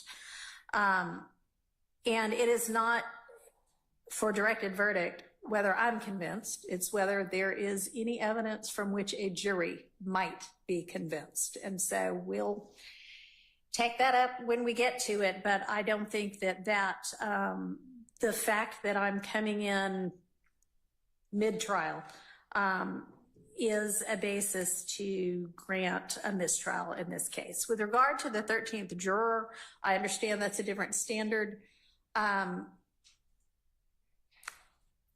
There are times, it's not routine, but it happens when a different judge from the trial judge considers the motion for new trial and considers the 13th juror issue. And the appellate courts have recognized that it is a somewhat less deferential standard when they're looking at it on review, when it is a different judge than the trial judge. So, if and when we get there, I will consider whether anything ought to be granted as a 13th juror, if y'all ask me that. And if I deny it, then the appellate courts can consider it. But that is not anything unprecedented. It happens all the time that one judge does the entirety of a trial and then another judge considers the 13th juror issue. So that is also not a basis on which to grant a mistrial. And with regard to the severance issue and the cumulative nature of that, I'm going to rely on you to point out to me everything ought to be taken into consideration if and when you make that motion again. With regard to a 105 limiting instruction, I am happy to consider anything that you all think might be appropriate to give right now. Okay, so I invite y'all to submit something. Okay. To make sure that my motions were also based on the underpinning constitutional rights, both federal and state. And I don't want the appellate court to say, hey, she didn't say anything about that. But I want to make sure that those bases are preserved. Although I disagree strongly with your ruling, I'm still here. All right. Understood. And it is so noted. And obviously, it's to whatever it is that you have, any of y'all have set forth in your various motions. All right. All right. I think we all already sort of agreed that we need to redo everything that happened post recusal motion on June 12th and the Details and logistics of that we'll take up probably tomorrow. But that motion itself is granted. All right, a lot of what comes next is evidentially specific. And before we get to that, I know that there are some outstanding bond motions. So Mr. Steele, on behalf of Mr. Williams, has filed a motion for bond reconsideration, but Mr. Steele, you essentially go back and argue anew all of the factors that whichever, I don't even know who took up the bond to begin with, but another court has already considered all of those, the Ayala factors, and you don't present changed circumstances. You just essentially say this call was wrong to begin with, and you should do it over. And I am not going to reconsider any bond issues that have already been considered and ruled upon by another court absent legitimate changed circumstances. So that motion is denied. Can I address the court? Do you have changed circumstances? Yes. So, okay. Go ahead. There weren't any in your motion.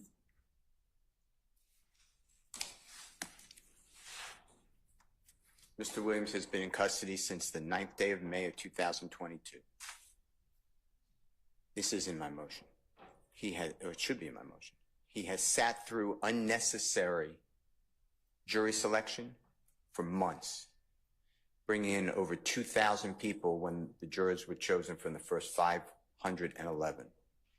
That should not be on him. This is excess. He's now sat here for a month while the antics of Judge Glanville and Lawyer Love and Lawyer Hilton cause him to just wander and squalor in a jail.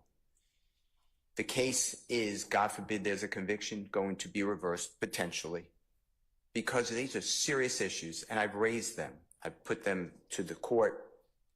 There are issues of confrontation clause violations, prosecutorial misconduct, judicial misconduct, not being present at a critical stage of proceedings. There is no reason to believe that Mr. Williams is fleeing. He would be crazy because if he flees, the case goes on because it's mid-trial and he waives his appellate rights. He has the strongest ties to the community and the backing of wonderful people, both near and far, who are willing to come. Those are my changed circumstances. All right. Thank you. I do not, they are changed circumstances from, yes, things happened after the bond was decided to begin with. I don't know how I would have decided the bond originally.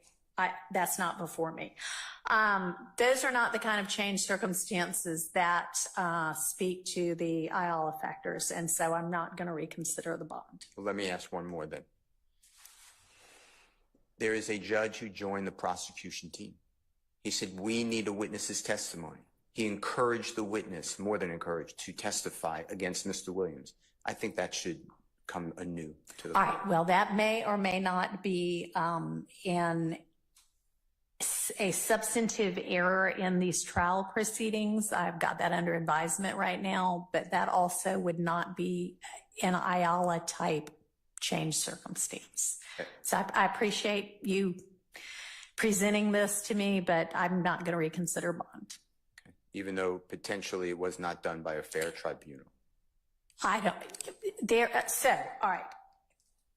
There is nothing, and I'll make a determination with regard to that substantively, but I will note that Judge Krause, who had a lot of these issues before her in the motion to recuse, her finding, while I think dicta, was that there was nothing improper. She said, you know, maybe I'd have done it differently, but that there was nothing improper substantively with what occurred. So at this point, we don't have, and the basis of her recusal was not that Judge Glanville is biased. It was that he engaged too vociferously in setting forth facts and information when he denied the motion to recuse, and that was not what the rules require, and so recusal was necessary. But she even, I think, went on to say,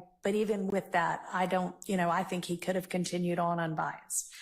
It's dicta, but right now, that is your position in the litigation. It's not a factual finding. It's substantively before me.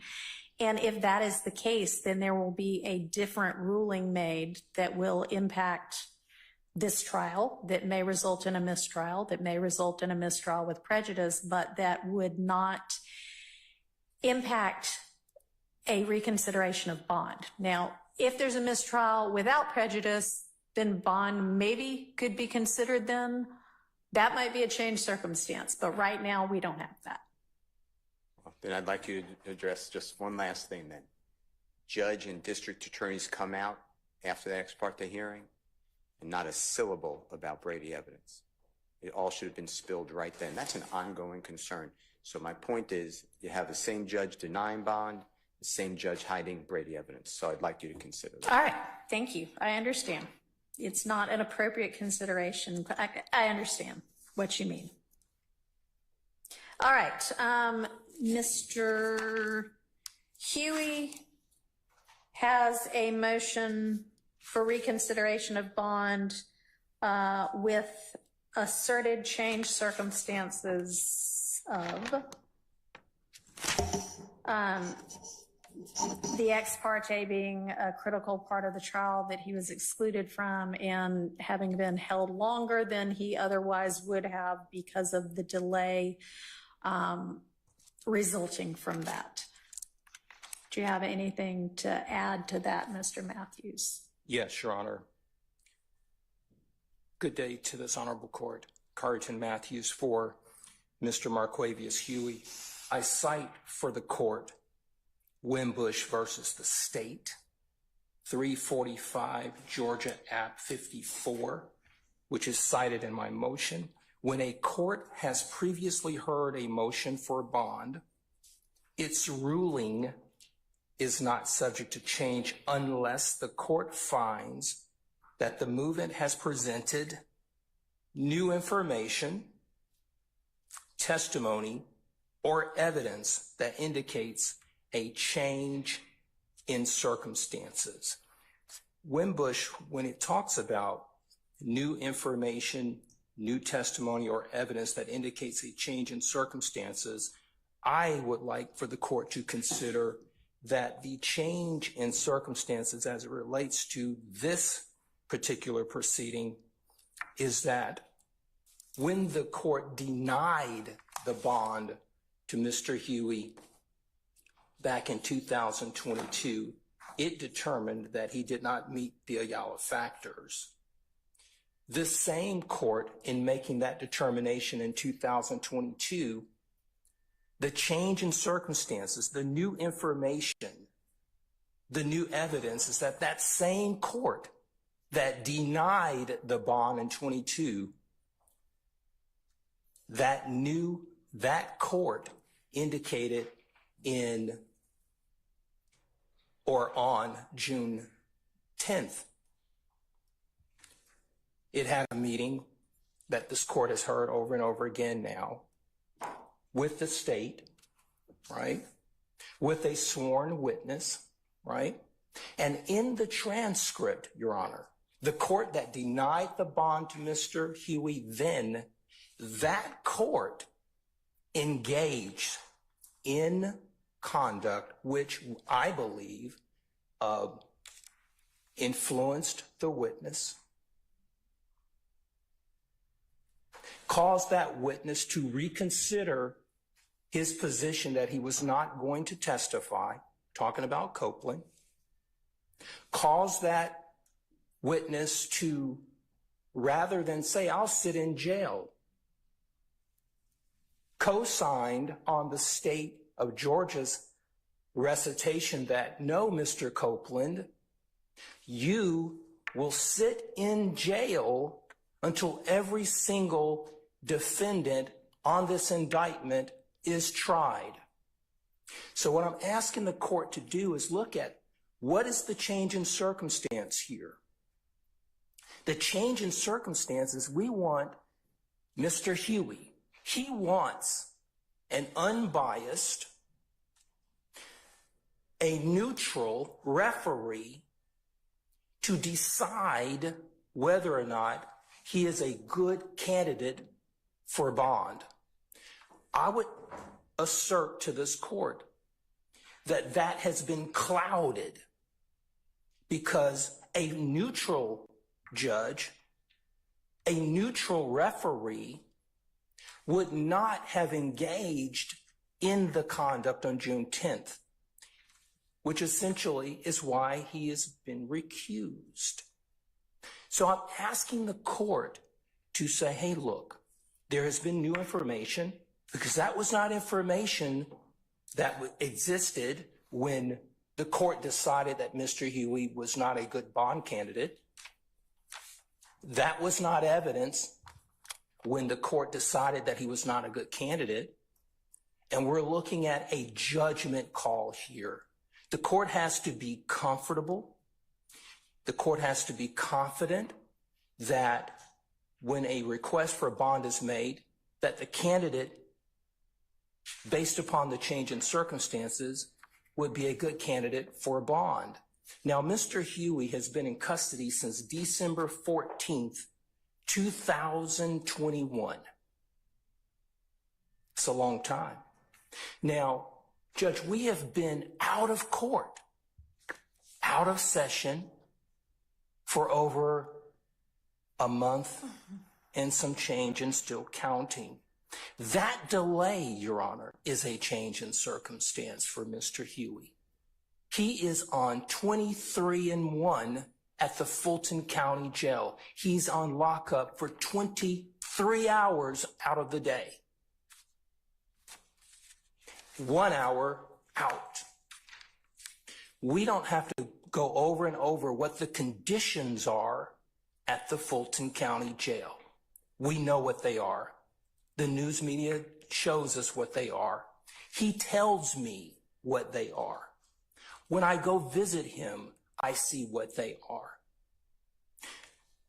So what I'm asking the court to do here is look at those change in circumstances. Now, here's another factor. How much, Your Honor, does it cost the taxpayers of Fulton County, Georgia, and the state of Georgia? Mr. Matthews, that is not an appropriate consideration for bond. I would ask. Period. Understood, Your Honor. I'm asking the court to look at the resources that are required to have Mr. Huey here every day. That's all I'm asking the court to look at. Consideration for bond. All right. So essentially, Your Honor, I'm asking the court to look at the change in circumstances that I have cited in my bond motion. I'm asking the court to take that into consideration, that the decision to deny the bond for Mr. Huey in 22 was made by the recused court, and the change in circumstances that I am alleging were done by the recused court. All right. Based on judgment calls. Okay. So, Judge, I'm asking the court to set a reasonable bond with conditions. Here's what I'm asking the court to do. Put a number on the bond. I'm asking the court for a $50,000 bond.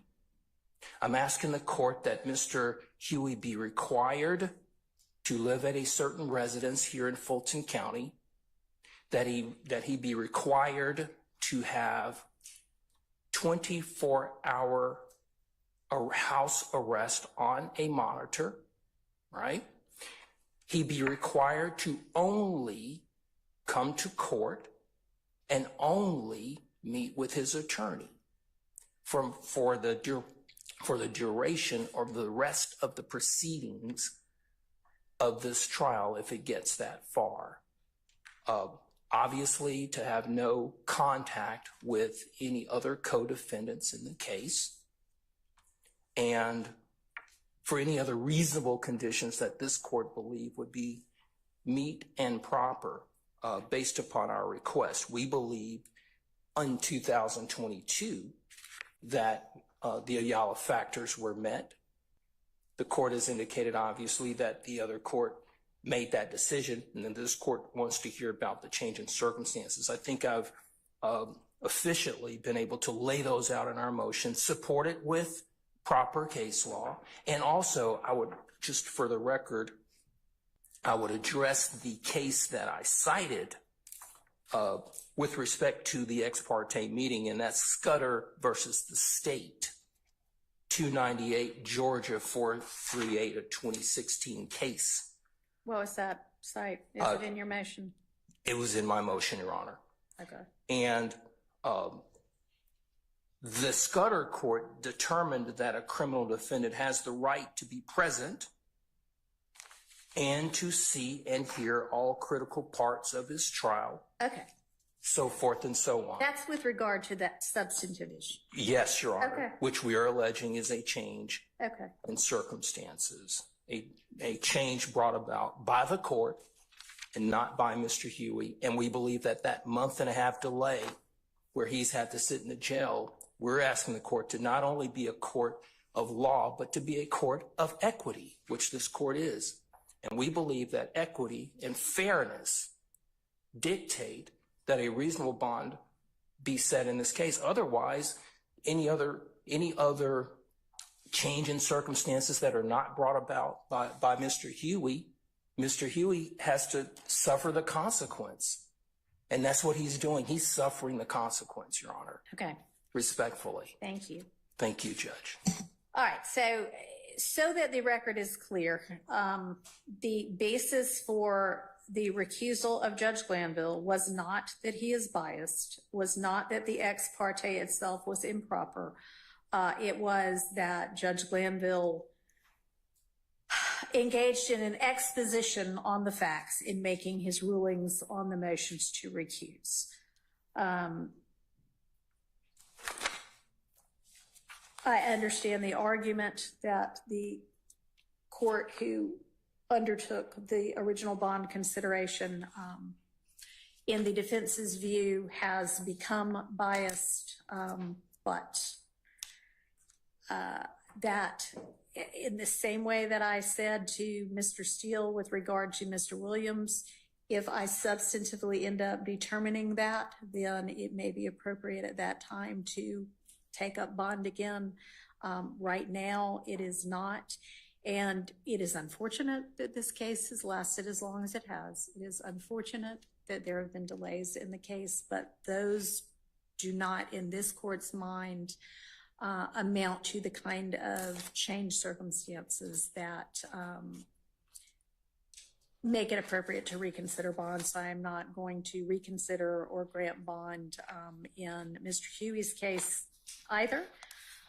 Mr. Kendrick also has a motion to reconsider bond. He asserts changed circumstances that essentially this case has taken way too long, which I don't necessarily disagree with, but. I would ask you for Mr. Kendrick's bond motion, if you could defer ruling on that until after you rule on the mistrial. All right, I will do that. Thank you. That would be more appropriate. Thank you. Okay.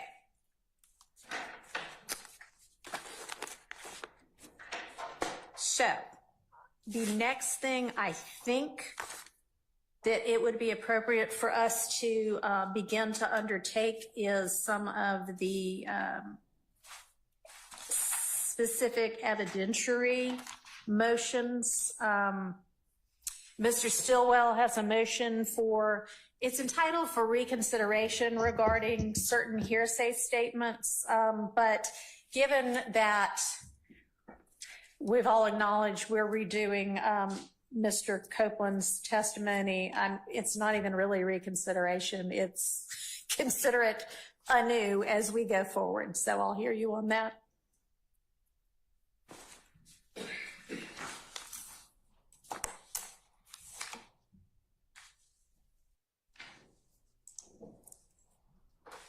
Thank you, Your Honor. Before I get started, could I hand over a case? It's actually the Scudder case that Mr. Matthews Okay, sure. referred to.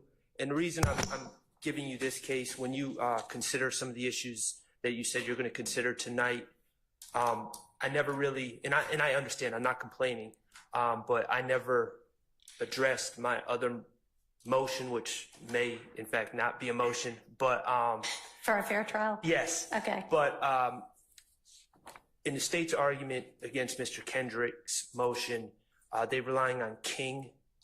Right. I would invite the court to look at the facts surrounding this ex parte meeting. It's clearly distinguishable in every way from King when you look at the facts. And I would just remind the court that King was involving a request, giving the court background facts to show that granting immunity to a witness was in the interest of the public. Okay. That had already been done in this case the Friday before. So it's completely different when they had the ex parte meeting on Monday, and I believe Scudder is Thank you. more appropriate All right. to consider, and it's much more analogous and on point to what happened in this case. And of course, Scudder points out the problems with such a meeting and held that it was improper. Regarding this issue of Mr. Copeland, I appreciate the court correcting my label of what this really is. I agree that it's a consideration anew, and we had prior discussions about it. There was not a written order to this point. And do you want me to take a look at the original consideration? If so, y'all need to point me to where I would find it. I don't know where it is, Or we and can this is just not. start over. I don't mean to sound like I'm being a smart aleck here. It was discussed. Some of my motions were brushed over so quickly. I think I assumed that I had lost that motion in front of the prior trial judge, and I'm not sure if it was actually a ruling or not. I'm trying to, if I could go back to my seat for a second. Sure.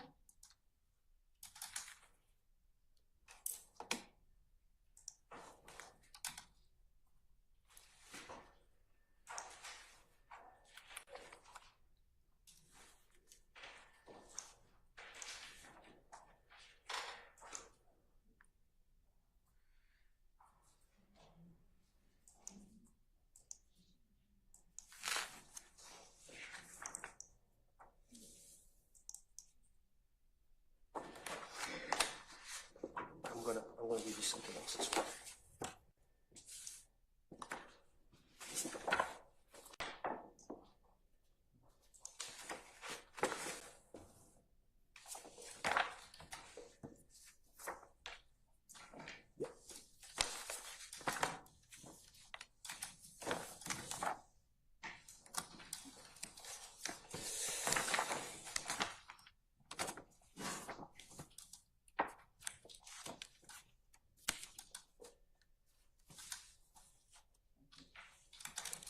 This one. Okay.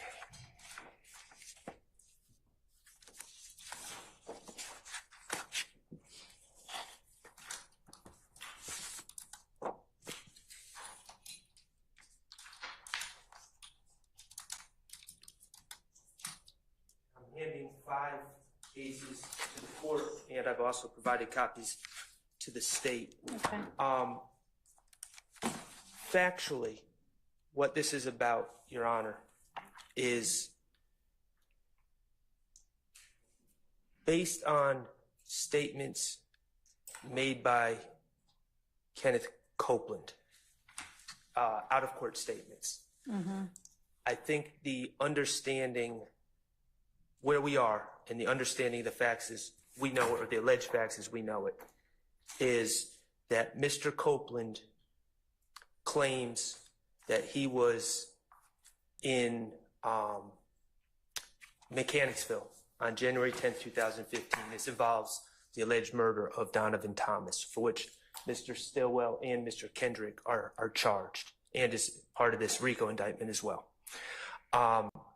He alleges he wakes up in the middle of the afternoon, is in Mechanicsville,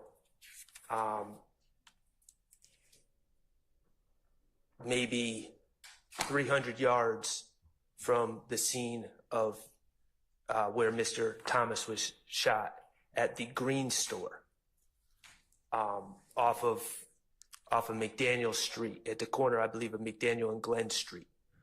And Mr. Copeland tells the police that he is trying to find his friend Demekion Garlington, and trying to figure out where his friends are, because he woke up in the middle of the afternoon. And he allegedly calls Mr. Garlington and travels down to a McDonald's on Cleveland Avenue. In these pretrial statements, he claims that Mr. Garlington was pulling into the McDonald's as he was pulling in, and essentially in pretrial statements he says Mr. Garlington and a gentleman named Mr. Demise McMullen, who's also known as Nard and is also charged with the murder of Donovan Thomas, approached the car. Mr. Garlington gets in first and quickly indicates to Mr. Copeland, before outside of the earshot of Mr. McMullen, they killed Nutt, essentially, and allegedly points to another car that is a white small SUV type car that contains, according to the story, Mr. Stillwell, Mr. Kendrick, I believe, Mr. Williams, Mr. McMullen was at one point in the car, and another gentleman. The point is, it's a quick statement, and it's they, and he points to this car, according to Mr. Copeland, out of court. And this was June 10th, 2015, when Mr. Copeland said that. Yeah, I have listened to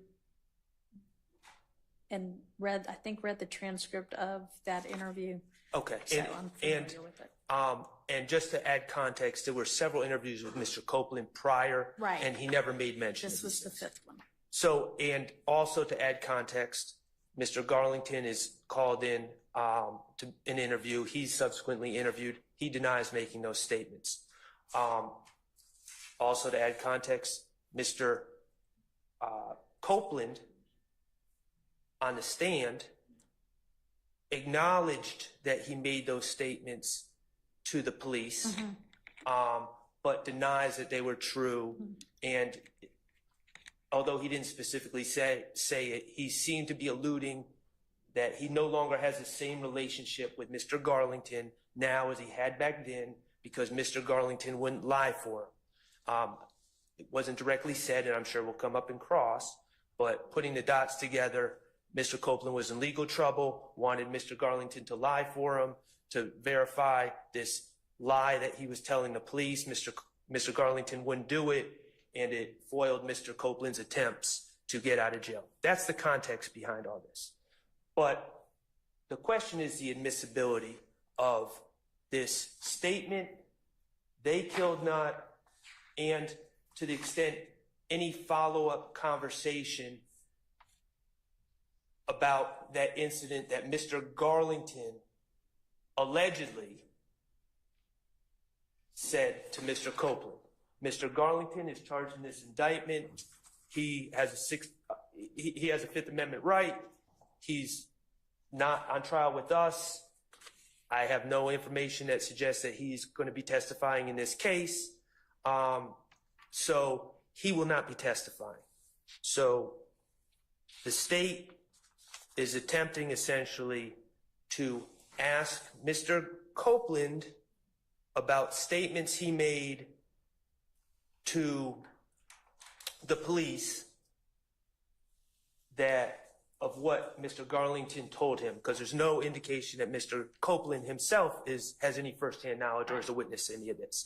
Now, I have a separate concern about the way they're not laying the foundation for a prior inconsistent statement to play the videos, because Mr. Copeland is in fact acknowledging that he told the police. He's not denying making that statement. He's just denying the veracity of that statement. That being said, the statements themselves, how are they admissible? Because they're clearly hearsay. Garlington to Copeland. Copeland without firsthand knowledge. So the state has always taken the position, as I understand it, that these are statements by a co-conspirator. Thank you. They've always taken a statement that they're statements by a co-conspirator. In their filings recently, and I don't want to misstate this, they may have made this claim before, so I'm not going to say it was the first time to make this claim, but I noticed in their filings, they argued in the alternative that they're statements against penal interest as well. And they've provided cases, and I have just handed up my cases. Regarding co-conspirator statements, of course, and we're talking about hearsay and the confrontation clause, it seems to me their main reliance is on the Kemp case, where the Kemp case, as they want it to be understood, is that idle chatter or narrative of past events do not further a conspiracy, but narrative of past events are admissible if they serve some present purpose of the conspiracy, including statements made to solicit membership or participate in the conspiracy or to promote cohesiveness among or provide reassurance to other conspirators. And the reason I filed this motion is because in all prior discussions, the trial court completely glazed over the furtherance. I'm focusing on whether these statements furthered the conspiracy. Okay. The state's cases do not apply to this situation. The difference, and I'm referring to the Kemp case, United States v. Flores, which the state relies, United States v. Santiago, and U.S. v. Holt, all in their filings. There's absolutely no indication in the record in these statements that the alleged declarant Garlington was attempting to solicit the membership of Copeland in the conspiracy in any way. And I understand the states, in the case law, some of the cases indicate this, that, you know, you have a conspiracy, you got a small conspiracy and a large conspiracy, and statements in furtherance of a conspiracy could be furthering the large conspiracy. Okay, but soliciting membership, there's been no allegations whatsoever by the state. In fact, we've been talking about this ex parte motion ex parte hearing where they're saying that Mr. Copeland clearly had nothing to do with the murder of Donovan Thomas. They've fought to say that Kenneth Copeland had nothing to do with that conspiracy. So there was no solicitation there's no evidence of anyone soliciting his membership in the conspiracy to murder Donovan Thomas. In fact, that had already occurred at the time that these alleged comments by Mr. Garlington were made. And if the argument is, well, they were trying to solicit his membership into a larger conspiracy, the YSL conspiracy as a whole, Mr. Copeland, according to the state, from the very beginning, according to their expert, Investigator Belknap, according to everything they've shown the jurors pictures of Mr. Copeland, videos of Mr. Copeland. from 2012, 2011, 2013, well before this date, where he's with these gentlemen, putting up hand signs, claiming YSL, all the rest. If the argument is, well, they were soliciting him into the larger conspiracy, he was already part of the larger conspiracy according to the state. Okay, let me ask you this. So a part of the cases that the state cited, I mean, it may be that part of it was one way you can find this as a co-conspirator exception is soliciting membership, but another concept was to further the purposes of cohesion amongst, and I think they have gang cases, so a gang. So can you address that? Well, they have the burden of proof by preponderance of evidence to show that this has been furthered. There's been no evidence. Again, we're seeing pictures from over the years. There appears to be complete cohesion.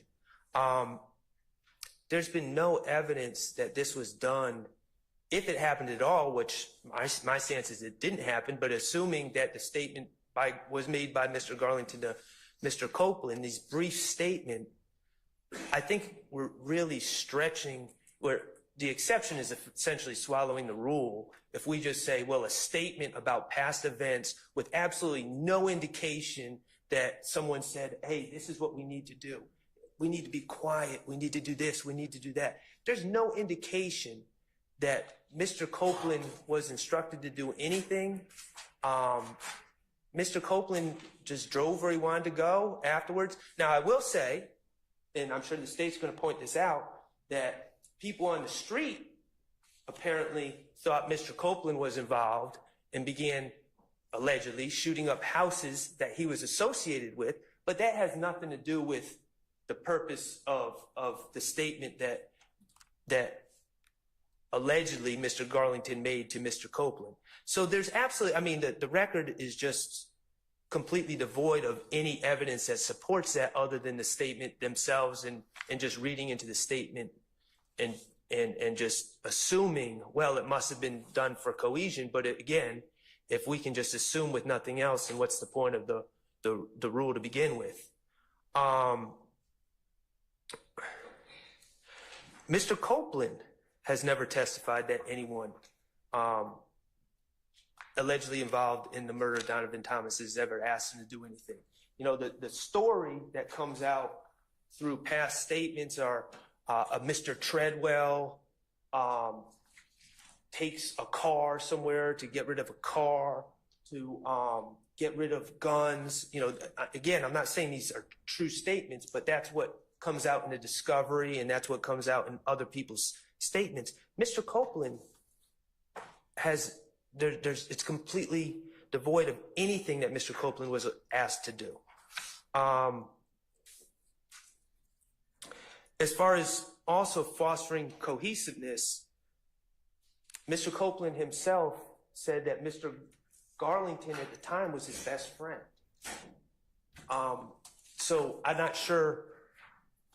In the United States v. Flores case, they talked about cohesiveness and cohesion within the group. And that was a situation where one individual, the declarant, was talking to another individual that didn't know. So you got the declarant, who ends up, and then another individual who ends up being the witness. We'll call him the third party. And then you have the defendant, and the declarant is telling the witness, hey, let me tell you about the defendant. He's a solid guy because this is what he did, and we're all one cohesive group.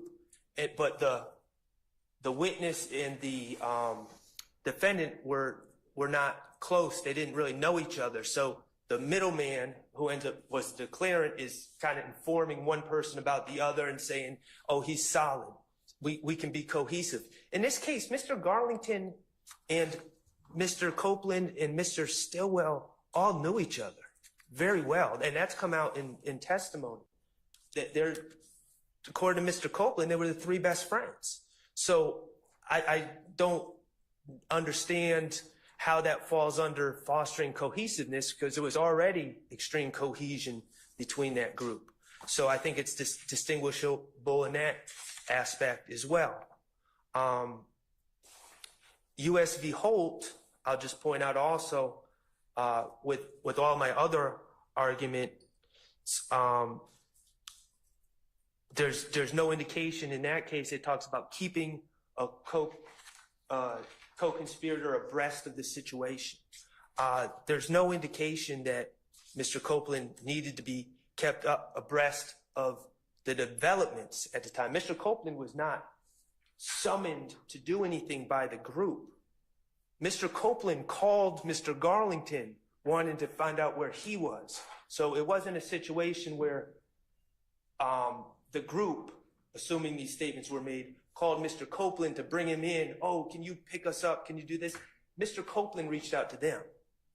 And also I'll point out that US v. Holt was argued under or decided under the plain error standard because the trial attorney did not object appropriately. I have the 4 cases I handed up: US v. Blakey. Well, I'm sure the court will read the cases, but State v. Wilkins I thought was particularly informative. It's a Georgia Supreme Court case.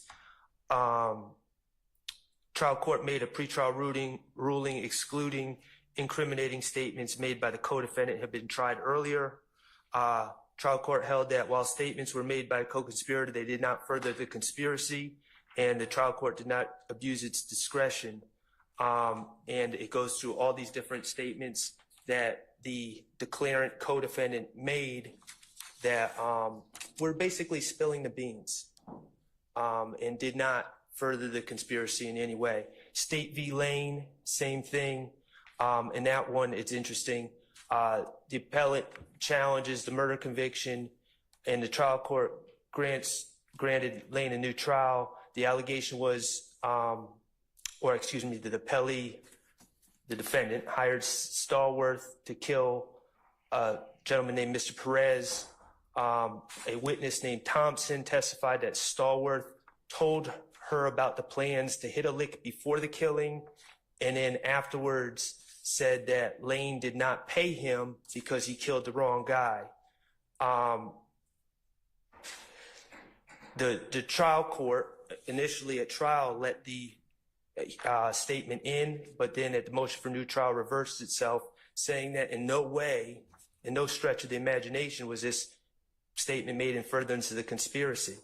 A statement merely spilling the beans, disclosing the scheme, or informing the listener of the declarant's activities are not a statement in furtherance of the conspiracy.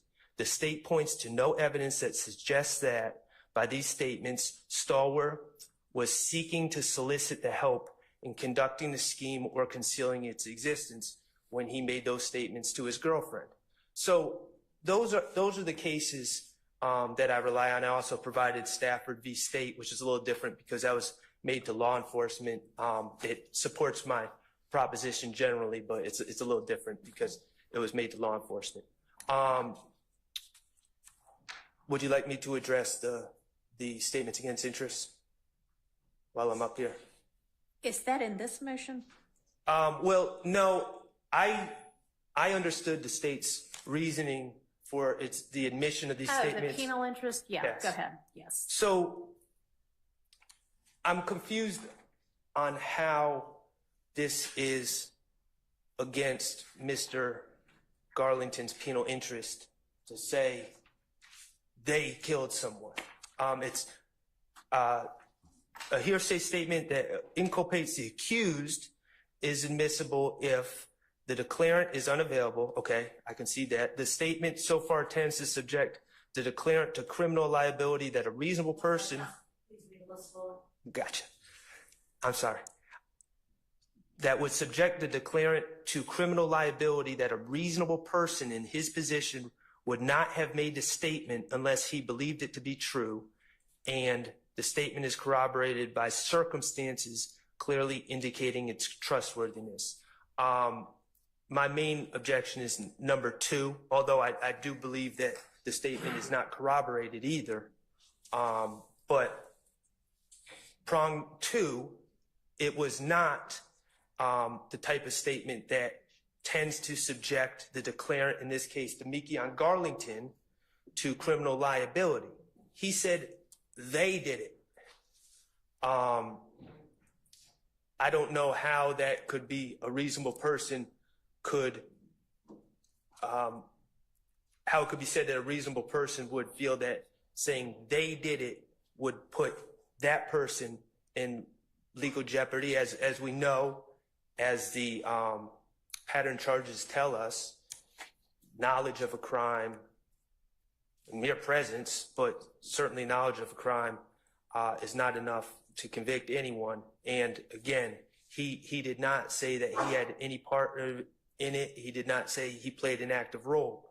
Additionally, Your Honor, I would point out the Williamson case that that I provided, and the Williamson case is, I believe it stands for the proposition that when if you find any part of Mr. Garlington's statement to be self-inculpatory, which I don't believe it is, Williamson dealt with a situation where within a statement there's inculpatory and exculpatory segments of the declarant's statement.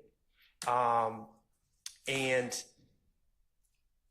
Williamson says you have to deal with the pieces of the statement individually, and you just can't say, well, there is some inculpatory parts of this statement, so therefore it's all allowed in. You have to excise out the self-exculpatory areas within the statement and the neutral areas within the statement. It says 804B3 only extends to self-inculpatory statements and not self-exculpatory portions of a larger inculpatory statement, or to aspects that are neutral as to interest. Self-exculpatory statements are exactly the ones which people are most likely to make when they are false, and mere proximity to other self-inculpatory statements does not increase the plausibility of the self-exculpatory statements. And for the record, that's Williamson v. State, 512 U.S. 594, 1994. So if there are, which I don't believe there are, any inculpatory parts of Mr. Garlington's statement, the exculpatory or neutral aspects of that statement need to be excised out. And I'll point out that if you listened, and I know Your Honor did listen, but I mean, I've listened to these statements 15 times, 20 times at this point. It's very unclear to me where the source of we're assuming a lot of it's coming from Garlington, but it's really unclear where Mr. Copeland is claiming to have received some of his information and when he received some of his information. So that makes this task difficult. I think that absent a showing that the state can meet their burden under 801D2E or 804B3, that none of it should be admitted.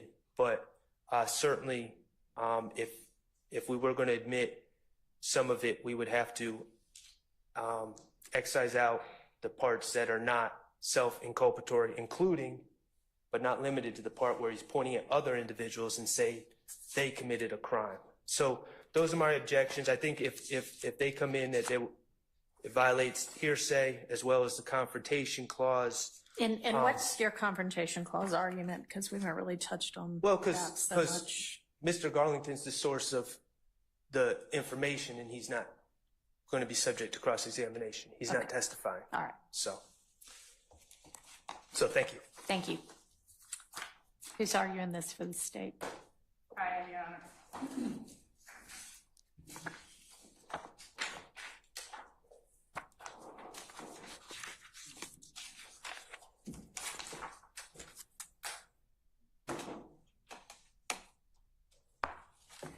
Judge, I will, of course, stand on, not stand only on, but stand on the response that we have filed.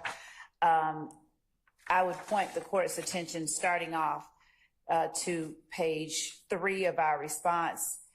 and the second full paragraph on that page, Your Honor, where we are giving some facts of the case wherein it's already been shown at trial that a few days before the murder of Mr. Thomas, Mr. Copeland said that he was with Defendant Williams when Defendant Williams rented an Infiniti from a rental facility at the Atlanta airport. That same Infiniti, we allege, was utilized in the murder. Evidence at trial has already proven that Defendant Williams did in fact rent an Infiniti Q50 on January the 7th and returned it on January the 11th. Testimony at trial has already revealed Mr. Thomas's participation in Mr. Thomas's standing as a high-ranking rival Inglewood family blood gang member to the YSL criminal street gang. The week before, as Mr. Thomas was murdered, Mr. Copeland was physically assaulted at Club Crucial by Mr. Thomas's brother, Kelvin Watts. And in the early morning hours after the murder, multiple YSL gang members, including Mr. Copeland. Slow down. I apologize. Including. And y'all start reading instead of talking. Speed up. All right, go ahead. So in the early morning hours after the murder of Mr. Thomas, multiple YSL gang members, including Mr. Copeland, Defendant Williams, Mr. McMullen, Demekion Garlington, Diamante Kendricks, and Shannon Stillwell fled to Miami, Florida. And after these members of YSL returned to Atlanta, there were a number of retaliatory shootings between YSL and IF gang members. So just to sort of encapsulate that, all of that, when Demekion Garlington alerted Kenneth Copeland that they just killed Nut, he was alerting Kenneth Copeland to the fact that a rival, a high-ranking rival gang member, has just been killed by our guys. And it's important for us to now prepare, protect ourselves, and flee to Miami. I apologize. yes, sir. A lot of this is not, and I put in writing, I'm objecting to any proffer of Ms. Love. A lot of this is her theory. It is not what the evidence has shown or will show. Okay. So you, Ms. Love, are presenting this as what the evidence has already shown. Part of it. Not So the part that I'm saying now. I specifically say when I mean to say that the evidence has shown. okay, so the evidence has shown that Thomas was a high-ranking Yes. person in a rival gang. Yes. That the week before Mr. Copeland was assaulted by Thomas's brother. Yes. That in the early morning hours after the murder, Mr. Copeland was amongst the people who fled, the group of alleged YSL members who fled to Miami. That's established already? No. So that will be established. Okay. I did not assert that testimony at trial has revealed this, but I am Okay. asserting that it will be established. Your Honor, Who all has, I apologize. If it matters, it was not in the early morning hours. Mr. Copeland's phone records, if you go by phone records, will be several days later. Okay. Thank you. Excuse me, Your Honor, I object to the language of it's already been proven in here. I don't mind if she says that there's been evidence that's been submitted, but Okay. already been proven, I think, is too much. Noted. Agreed. That's not for us to decide. That's for the jury to decide. Ms. Love. our position. That's fine. Our position is fine. But what, so is your evidence going to show that Mr. Copeland went to Miami in the early morning hours after the murder, or is it going to show that several days later? he Not went to several Miami? days later. I believe it was actually, I know that, was it the next day?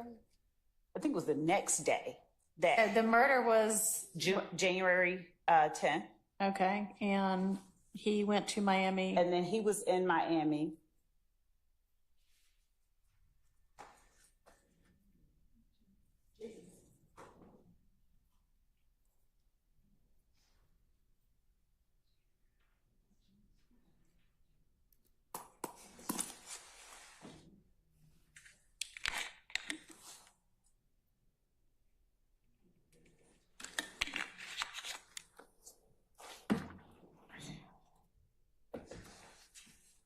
While the state's doing it, if you really care, it's Your Honor, if I January may. 6th is the alleged beatdown. Okay. Mr. Copeland, it wasn't a week earlier. January 10th, it's going to be January 6th. It's at the club Okay. compound. Thank you. Crucial, it's a compound, not crucial. It was the Sunday before, Your Honor. Okay.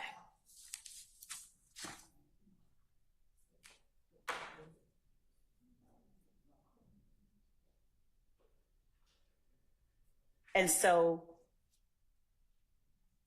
the murder is January 10th in the evening. Some YSL members arrived in Miami on the 11th. Mr. Copeland arrived in Miami on the 12th. So the departure from Atlanta by some was hours after Okay. the murder. Mr. Copeland gets there on the 12th. Okay. And do you have evidence that they all congregate together? Yes. In Miami? Okay. Okay. And does he go, does your evidence show that he is with anybody else on his trip to Miami? I'm just curious. Just 1 second.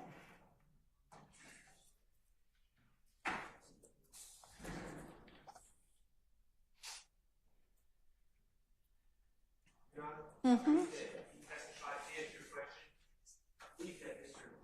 Testified after the recusal motion, that he traveled to Miami with his girlfriend or the mother of his child Okay. and his baby. All right. Thanks. And also, my understanding, and I believe it was testified to, it may not have been, was just to, when we're using the word fled, is that Mr. Williams had a show in Miami. Okay. So, Your Honor, Mm-hmm. Mr. Copeland, I believe, has testified already that they were collectively in Miami. Okay. Regarding the court-specific question of who he went down there with,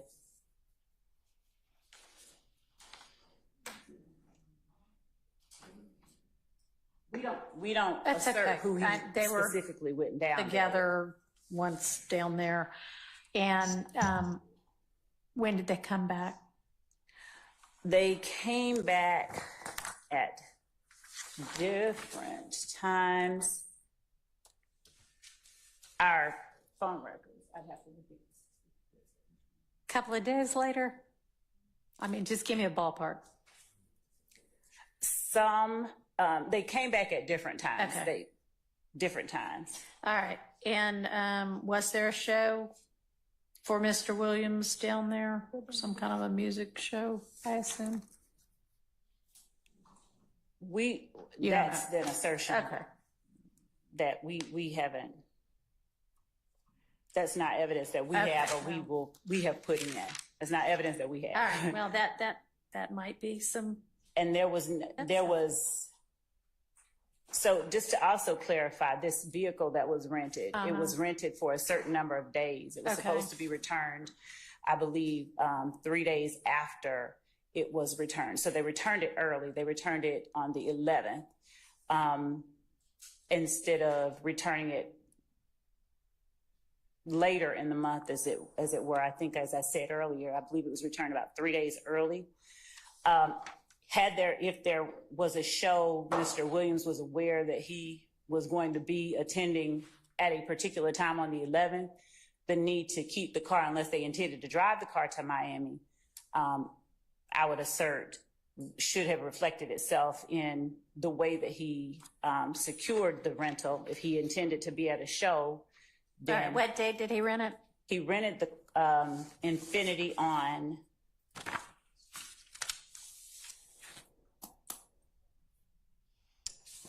January 7th, I believe it was.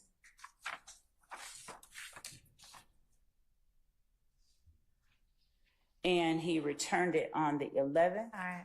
And the already admitted at trial is the rental agreement that shows that it was due to be returned later after the 11th. So it was probably a week rental? Actually, Judge, Maybe. Okay. Whatever. You said a few days early, which, okay.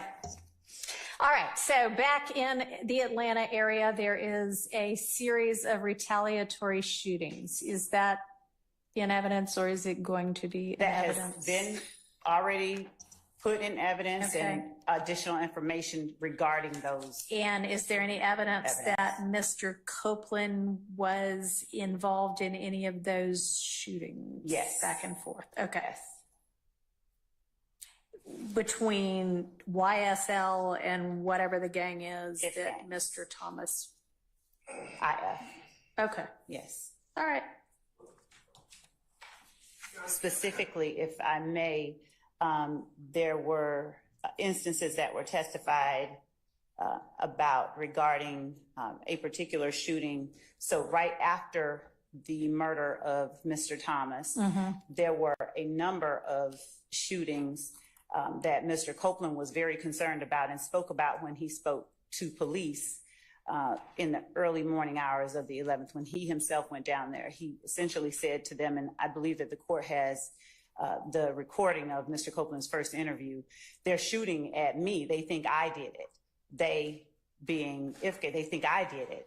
And so his girlfriend's father's house was shot up. His brother's house was shot up. Mr. Williams's father or stepfather's house was shot up. There were a number of shootings that have already been testified about. All right. All right. So just to start with the assertion regarding cohesiveness, that it's not so much a situation where we're asserting that someone is trying to bring Mr. Copeland in to the fold. He's already a part of it. And in alerting him to this happening, this event, he's including Mr. Copeland in on what's going on with the gang. This is our position, so that Mr. Copeland can comport himself appropriately. All right.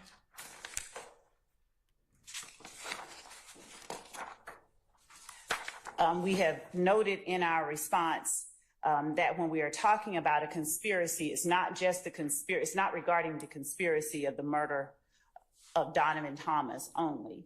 The conspiracy is the wider, broader participation in YSL, and the criminal conspiracy is alleged in count 1. And Ms. Love, is it correct that Mr. Copeland also said to police that after the first revelation that they shot Nutt by Mr. Garlington, that, and that was in the McDonald's parking lot, that either they did or they were then instructed to follow They did follow them too. the car that had apparently been involved or allegedly been involved, follow that car to Kind of. another place where they all spent the night, Hold on just one second. and that he did so?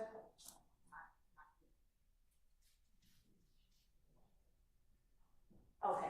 We're trying to make certain that the court is hearing that it's Mr. Treadwell's vehicle, not the Infiniti, Okay, that they are following to the same place. okay.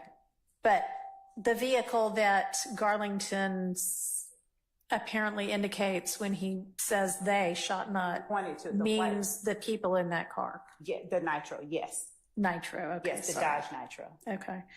And they then, Followed the Dodge Nitro. Mr. Copeland follows the Nitro. Yes. And is he directed to, according to him? I don't know that he says that he's Okay, well, anyway, he follows the Nitro and they all spend the night together at an apartment that Mr. Williams has in Midtown? I don't know that they spend the night. They end up at Mr. Williams. I don't know whether they did either. I'm asking what Mr. Copeland said happened. That they all go to the Okay. home of Okay. Mr. Williams. Okay. I can assert what I expect other evidence will show that is not yet been shown, but other persons that we expect will testify during the course of this trial will also say that they met at Defendant Williams' condo, and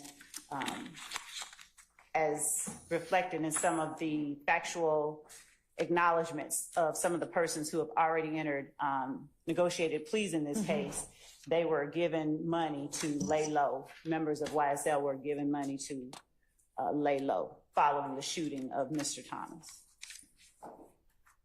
Okay. All right. And so your theory is that In alerting go ahead. Mr. Copeland to what just took place, it furthers cohesiveness. It lets him know about a significant event that just took place that involves members of the gang itself that he needs to be aware of. He needs to be alerted to so that he can act accordingly. All right. And they do act accordingly. Okay. All right. What about your statement against penal interest argument? I mean, I think that Mr. Sharp raises kind of a good point that how can it be against Mr. Garlington's penal interest to say somebody else did the shooting? It wasn't just the shooting. He also, Mr. Copeland, that he has also talked about Mr. Garlington's words to him regarding his presence and his knowledge of who it was that participated in the Little Wayne bus shooting as well. Okay, so this is an entirely different shooting. There were two, yes. Right. So let's focus right now on what he said, the hearsay about the Thomas shooting. Okay. How is that against Mr. Garlington's penal interest? It's Mr. Garlington, as we said, is providing information about we argue, a gang-motivated crime committed by members of the same gang that he is a member of. So in saying what he did, he is talking about actions committed by, I would argue, co-conspirators. He's a member of the same criminal conspiracy as those that he's called murderers and shooters in the Little Wayne incident. He is, given the context of his relationship, his being Garlington's relationship with Stillwell and the other YSL associates that he names as having killed Mr. Thomas, he had no reason to lie about the murder or the shooting. He would not be privy to the information that they just killed Nutt had he not been a part of that same gang that these persons that he alleged have just killed Nutt are also parts of. All right, so is your theory then that when he says this, it reveals that he's a part of this same gang and therefore he can be charged under a gang count? No, he has because of his involvement. So it's not just that, it's not so much that he can be charged under a gang count. A statement against penal interest would require that what you say could get you arrested and convicted of a crime, right? Correct. So how is what he said going to do that?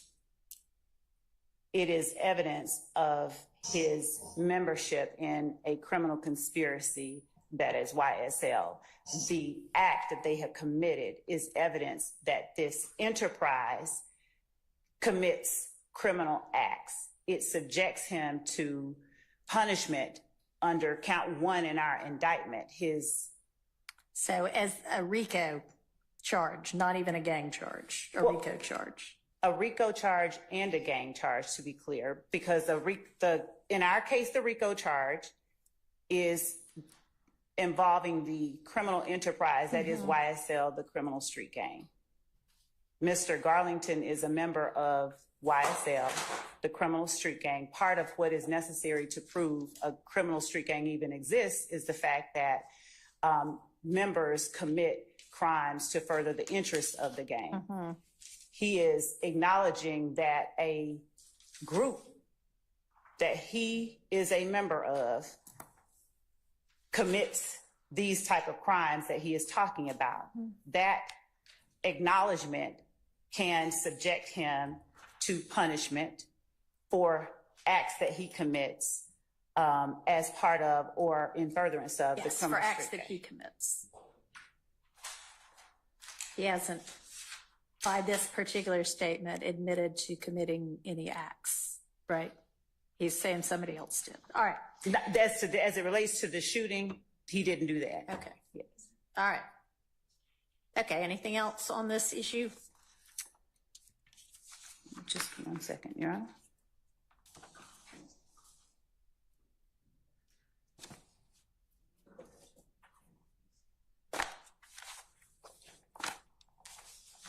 And Your Honor, the fact that Mr. Garlington is alleged to have been, according to the statement, with them when they drove by and saw Mr. Thomas before the murder. Okay. Also reflects his involvement in the gang itself. Okay. All right. Sure. And Judge, if I Hang may, on. before She Mr. might not be done. Go ahead. Apologize. That's okay. I would cite the court to United States versus Padilla, P-A-D. Is this a new case that's not in your response? It's Okay. not. Okay. All right. USV Padilla. Yes. What's the site? It is 2000 US APP Lexus 1843 at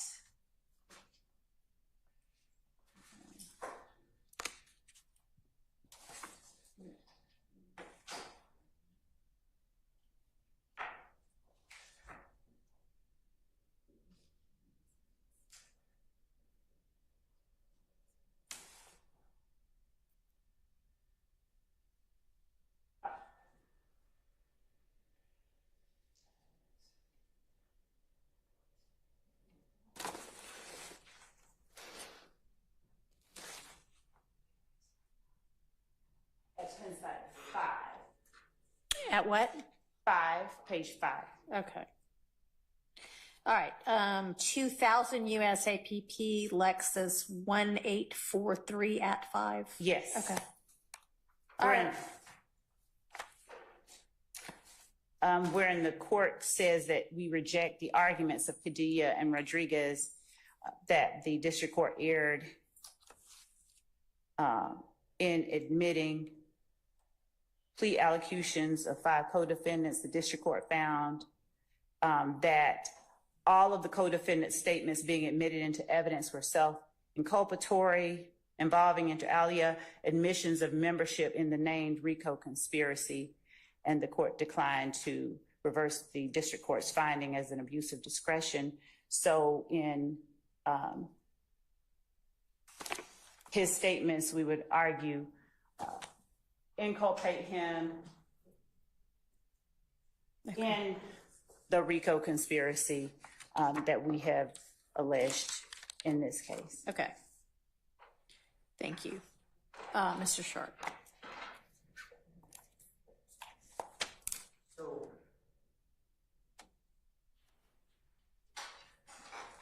John, I think it's clear that this is not a statement against penal interest. It's what a reasonable person would believe. To come up with these theories about RICO conspiracies when you haven't done anything wrong, I just don't see that as falling under that exception to the hearsay rule.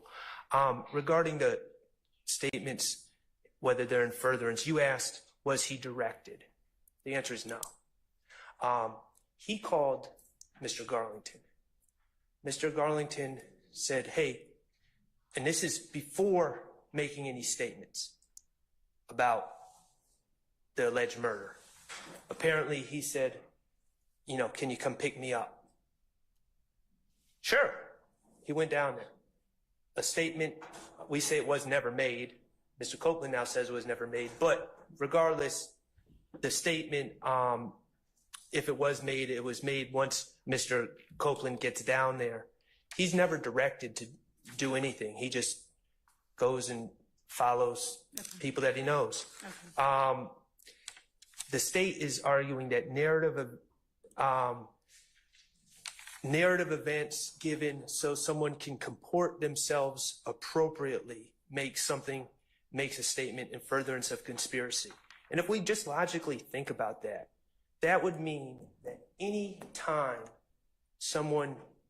there's a declarant and someone else and a witness who are allegedly involved in the same conspiracy or in the same gang or anything else, anytime a statement of a narrative events is made from declarant to witness and they're linked together in any sort of alleged gang or conspiracy, by definition, it would fall under this exception. And that's just not the case. The state is saying so he could comport himself appropriately. They have no evidence of that at all. That's just their theory, and it's just a blanket statement to say that it fits under these cases, but it's not backed up by anything. And if we were to just allow those spilling the beans statements in under that just imagined alleged basis, then the rule really doesn't even need to exist, and the exception would swallow the rule. So it doesn't fall under either of the exceptions asserted by the state.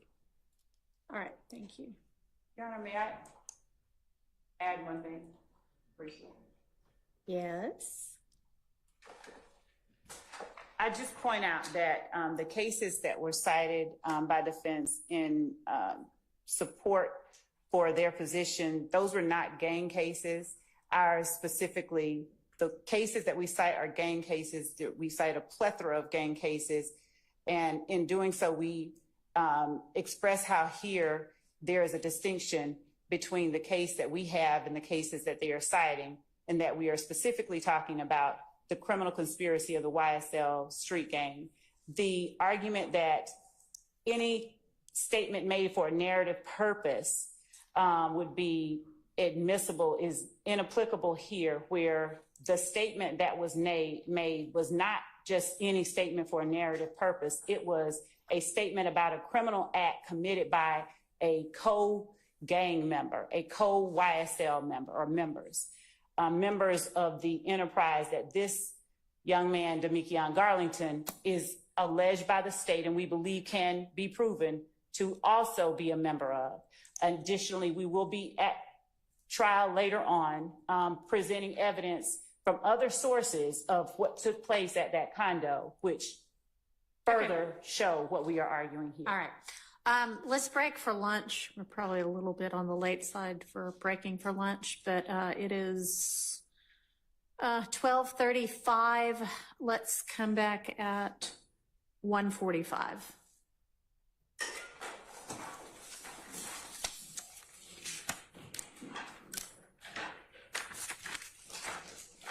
Mr. Steele, I'm going to give you your copy of that transcript back. Thank you for loaning it to me. Thanks.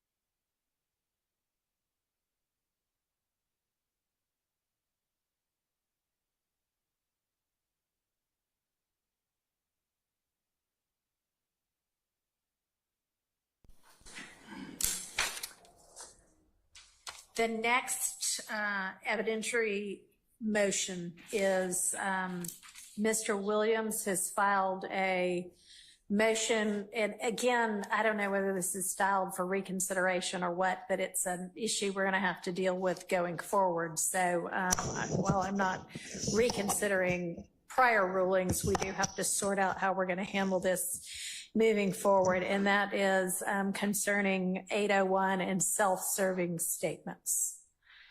So, Mr. Steele.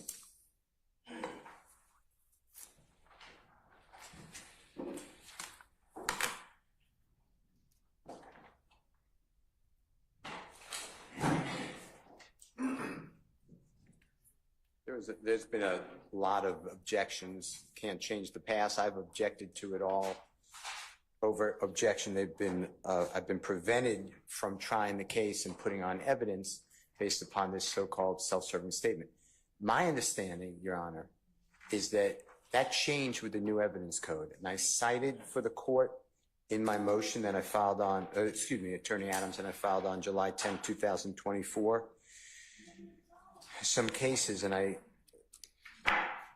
might have attached the cases actually to the motion. I can't remember now. Walker, W-A-L-K-E-R versus State, 306 Georgia, at page 44. Can you give me just of course. 1 second? Of course.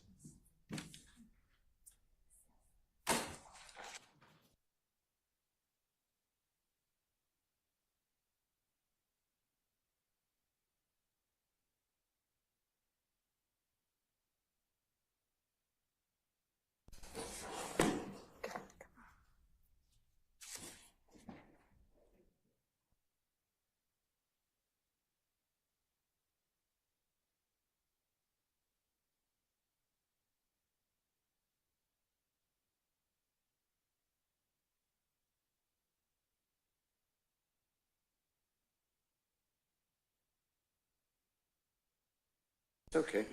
No apology ever, Your Honor.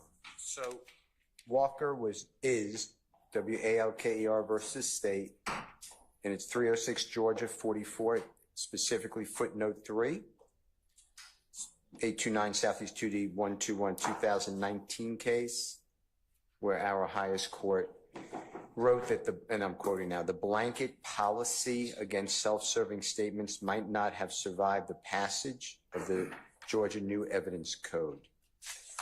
Then in Jones versus State, it's 303 Georgia, 496, it's in Division 4, 813 Southeast 2D 360 2018. That case is a pre-January 1, 2013 trial. So the self-serving statement objection was valid. That's why I put that case in the motion. And then it's a good case of Hodges, which it's State actually versus Hodges, H-O-D-G-E-S, 291-413, footnote 6, 728 Southeast 2D 582 2012. Obviously, that's before January 1, 2013. But what happened was our Supreme Court said that the new evidence code has indoctrinated or codified, I guess, OCGA section 24-8-801C, and that the new evidence code would not retain the self-serving statement rule.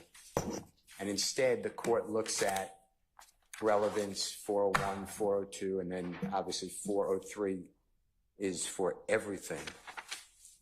In federal courts, United States versus Jackson, J-C-K-S-O-N, 780F2D, 1305, it's 7th Circuit, 1986.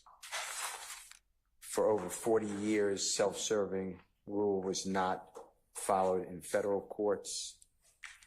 And here, what was happening is anything said by Mr. Williams that I tried to get in on cross-examination would be met with an objection that was sustained as self-serving statements. At times, the recused Judge Glanville would allow it in under the rule of completeness. So 106 and 822, or 24-1-106 and 24-1-822. There were times that he let in, but self-serving statements were excluded, even though they weren't going to innocence, which under the old rule, self-serving statement has to go to innocence. That's why it's self-serving. But anyway, I'm not saying that it's ever going to come up, but it happens so frequently. I just wanted to be courteous because that's the way it was going for several months in the court. So I just wanted to raise that to your attention. That's really what it is. In paragraph 11 of that motion, Your Honor, there was not as much, but under, I think it's 24-8-801, you got, I'm looking, it could be 2B. I'm not sure that's right, but I think it's 2B. It deals with a statement that's adopted. So Judge Glanville would allow in, well, this was sent on social media and your client didn't respond. Oh, no, that's not accurate. Or there was an alleged meeting and your client was there and he didn't deny it. Or somebody else had a lyric in a musical song and your client didn't come back with the next verse and say, oh, no, that doesn't apply. And that's not an adoption has to be specifically intended to adopt by your silence.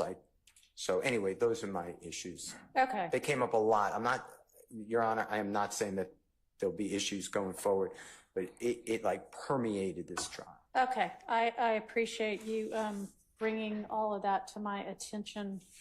And I mean, this isn't really, I guess this is more bringing it to my attention than anything else. Yeah. We're not talking about anything specifically right now. And obviously, as we're moving forward, we'll take up specifics of things as I'm going to say as we get to them, although if there's evidence that either side knows they're going to be intending to use that might have issues or objections, let's try to deal with that to the extent we can before we're in front of the jury. I think I said that already.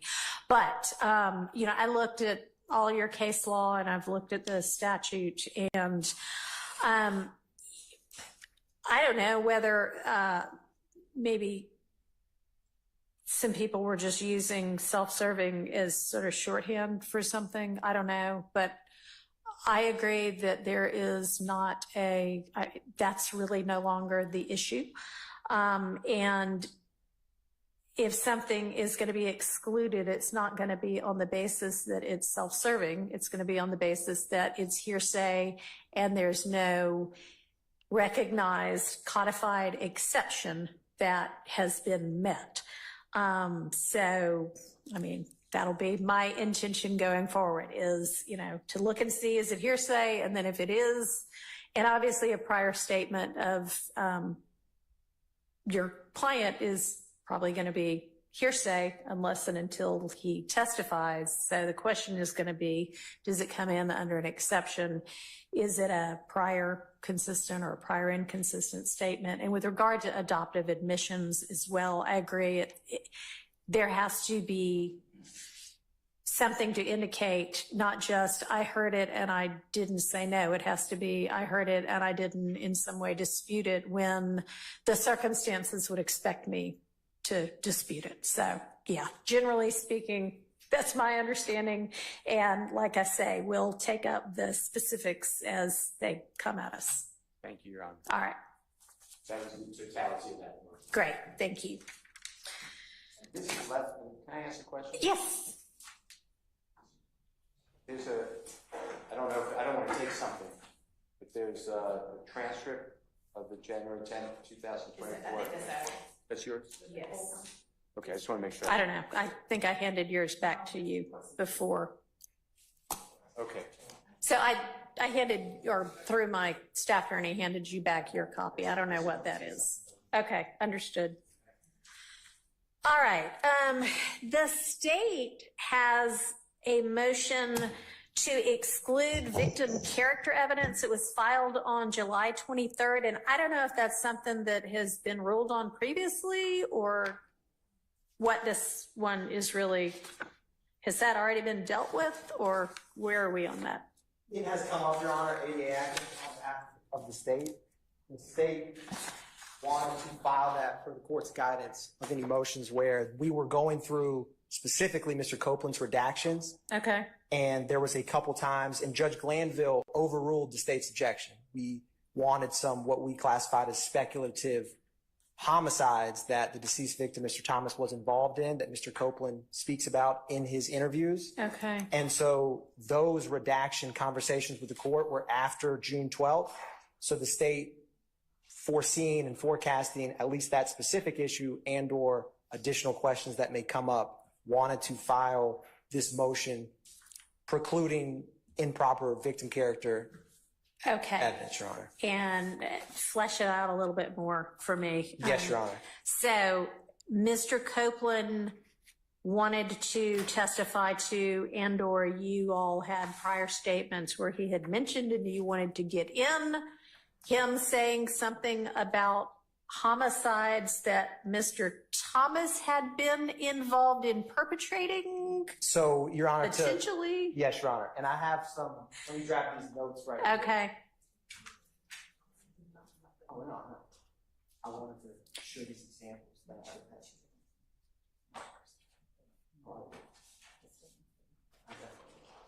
So, Your Honor, I printed some examples where Mr. Okay. Copeland, this was what the state wanted to keep out.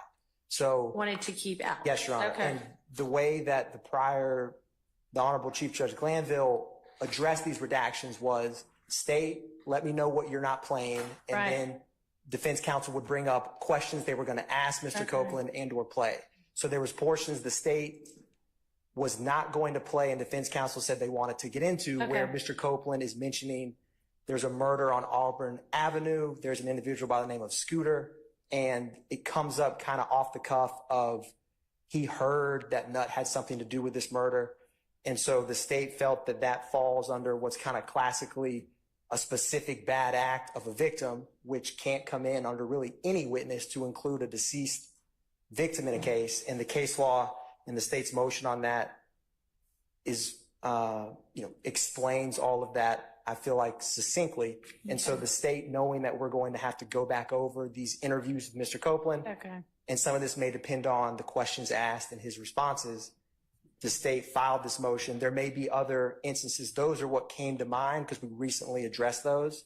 And they're in a recorded statement of Mr. Copeland that the state did not want to play, but defense counsel wanted to ask Mr. Copeland about and or play it if it was impeachment. Under what basis, if y'all had gotten that far, and maybe it's more fair to ask the defense. I was under gonna what say that, Your basis, Honor.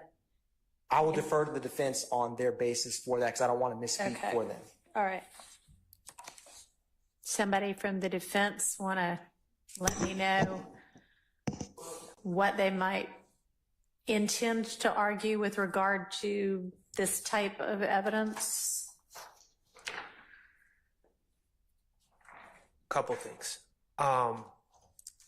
First of all, regarding Mr. Thomas's character in general, the state, and I defer to the recordings. I don't have it in front of me. I'm not intentionally misspeaking. My recollection is Miss Love indicated on January 10, 2015, Mr. Thomas was just hanging out, on the street with his good friends, having a good time and, just having a friendly time. And then these mean guys did this thing to him, which was misleading. But then the state presented witnesses that said that Mr. Thomas was a gang member. This wasn't us. We didn't bring this up. That he is a gang member, that he was a gang leader. And then they brought in experts that talked about If Gang, Inglewood Family Gang, and Bird Gang. And these are the gangs that Mr. Thomas was associated with.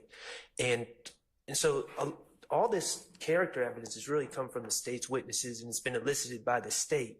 Now, regarding what Mr. Atkins just spoke of, I think we're putting the cart a little bit before the horse, because these are things that Mr. Copeland said in out-of-court statements. I am not conceding. I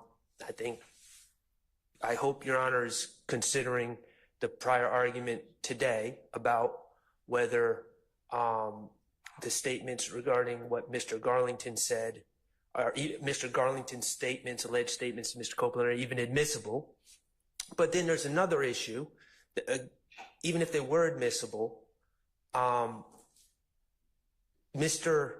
stance is that Mr. Copeland on the stand, and assuming he testifies consistent again, would not deny making those statements. So I don't even know why we're playing prior statements to begin with. All that being said, my recollection of the arguments were that Mr. Copeland was making references to what he knew about Mr. Thomas as, you know, a gang leader that may have been involved in other violent acts. My recollection of the litigation of that issue was that certain defendants, and it wasn't on behalf of Mr. Stillwell, but certain defendants have argued that Mr. Copeland is responsible for the death of Mr. Thomas. And the argument, as I recall it, was that if that's the defense's theory, that Mr. Copeland's belief and understanding, you got to remember in context, Mr. Copeland, aside from all the gentlemen here, was embroiled in his side controversy with Mr. Thomas's brother, Mr. Watts, Kelvin Watts. And there was a fight a couple days beforehand at Club Crucial where Mr. Copeland's face was blooded and he was robbed, essentially. Right. So he had this side disagreement going on with these individuals, and my recollection of the argument was that Mr. Copeland's knowledge and belief that Mr. Thomas had a history of violence created the motive to essentially a preemptive strike. That he knew that he was in a beef, in a disagreement with dangerous people, and that goes to his motive. Okay, he's not, Mr. Copeland. yeah, who is not alleged to have had, by anybody, as far as I can tell from what y'all have said to me today, to have had involvement in Mr. Thomas's murder before the fact. I don't know. That's not been the state's theory, and that has not been Mr. Stillwell's theory. But that did come up. Okay, well, it may be that what Mr. Copeland thinks about Mr. Thomas's violent reputation is entirely irrelevant then. It may be irrelevant. You know, I don't want to speak for other counsel, but that's my recollection of the events. But again, I think that, in my personal opinion, the most prudent thing is to figure out which of these statements are even going to be admissible first. Yeah. But in general, Your Honor, the defense is not, you know, we haven't been bringing out evidence about Mr. Thomas. You know, the state played a video where Mr. Thomas's brother was carrying an assault weapon in the barber shop at the time of the shooting. The state's witness said that Mr. Thomas had a gun and was shooting back at whomever shot at him on January 10, 2015. That's all come from the state's witnesses and it's been elicited through direct examination. It hasn't come from us. Okay. Your Honor? Yes. I wanted to briefly, if the court would permit, I found my notes just to give the court some examples. Sure. So these are from my notes, so the time hack should be pretty close. But for example, in the January 28, 2015 interview of Mr. Copeland at Atlanta Police Department headquarters, right around 7:48:13, which is the time that evidence reviewer uses, Detective Dennis asked, "What do you know about Nutt having anyone else out there?" I might have missed a word, either killed. There was some alluding to that. And Copeland, I have, says, "On Cleveland, don't know much about it. What about the boy on Auburn?" And Copeland says, "Who? Scooter?" And Detective Gaither, another APD gang detective, says, "Mr. Copeland, you know, tell us more." You start smiling. And Copeland says, "I heard something, but was not much. It's just like he did get caught up. Somebody had him killed." So it's that kind of in the state's opinion, speculative examples of specific conduct. And that's why in the state's brief that I know the court has reviewed these briefings, a April 2024 Supreme Court of Georgia case, Ward v. State, 318 GA 884. I used in Ward, it's dealing with kind of the outer limits when someone's claiming self-defense. I like reading Ward, one, because it's the highest court in Georgia and it's recent, but number two, not being able to use specific acts of the victim as character evidence in even a self-defense allegation, which no defendant in this case has alleged that they shot Mr. Thomas in self-defense, it still establishes it must be through reputation and opinion only. And so the state's kind of, it's a two-part motion specifically. Character of the victim is rarely relevant in a murder trial. And two, if it is relevant, it has to be through reputation or opinion on some salient issue. And three, what Mr. Copeland's discussing about, to the state's understanding, is quite speculative even at that. But the state's position is specific bad acts, which murder, I can't think of a more concrete example of a specific bad act of a witness or a deceased victim than murder. So speculating about that, the state feels that's just classic improper under 24-4-404 and 24-4-405 alpha. Okay. Well, I plan to follow 24-4-404 and 405. That's about as much as I can say about that right now until we get into specifics either. All right. But thank you for at least fleshing it out so I understand what we're talking about. All right. The state has a motion to compel defendants' compliance with the reciprocal discovery obligations and to exclude evidence intentionally withheld and not timely disclosed. And I had via email asked specifically as to the authorship of this particular motion and to have whomever authored this motion be present in court. The response I got back was Ms. Love saying, I will be present. Does that mean, Ms. Love, that you are the author of this motion? Yes, Judge. Okay. So I have some problems with some of the representations made in this motion. Specifically on page 3, the citation to U.S. versus Young, and then to U.S. versus Waddell, and then the statement, quote, a defendant has a duty, underlined, to disclose prior to trial and an ongoing duty to timely disclose, in bold, any evidence he intends to use as both impeachment evidence and as substantive evidence of innocence. See id, meaning see the above two cases, Waddell and Young. I've read both of those cases. Show me in either of those cases where there is a proposition that discovery and reciprocal discovery obligations of the defense applies to evidence that's going to be used solely as impeachment.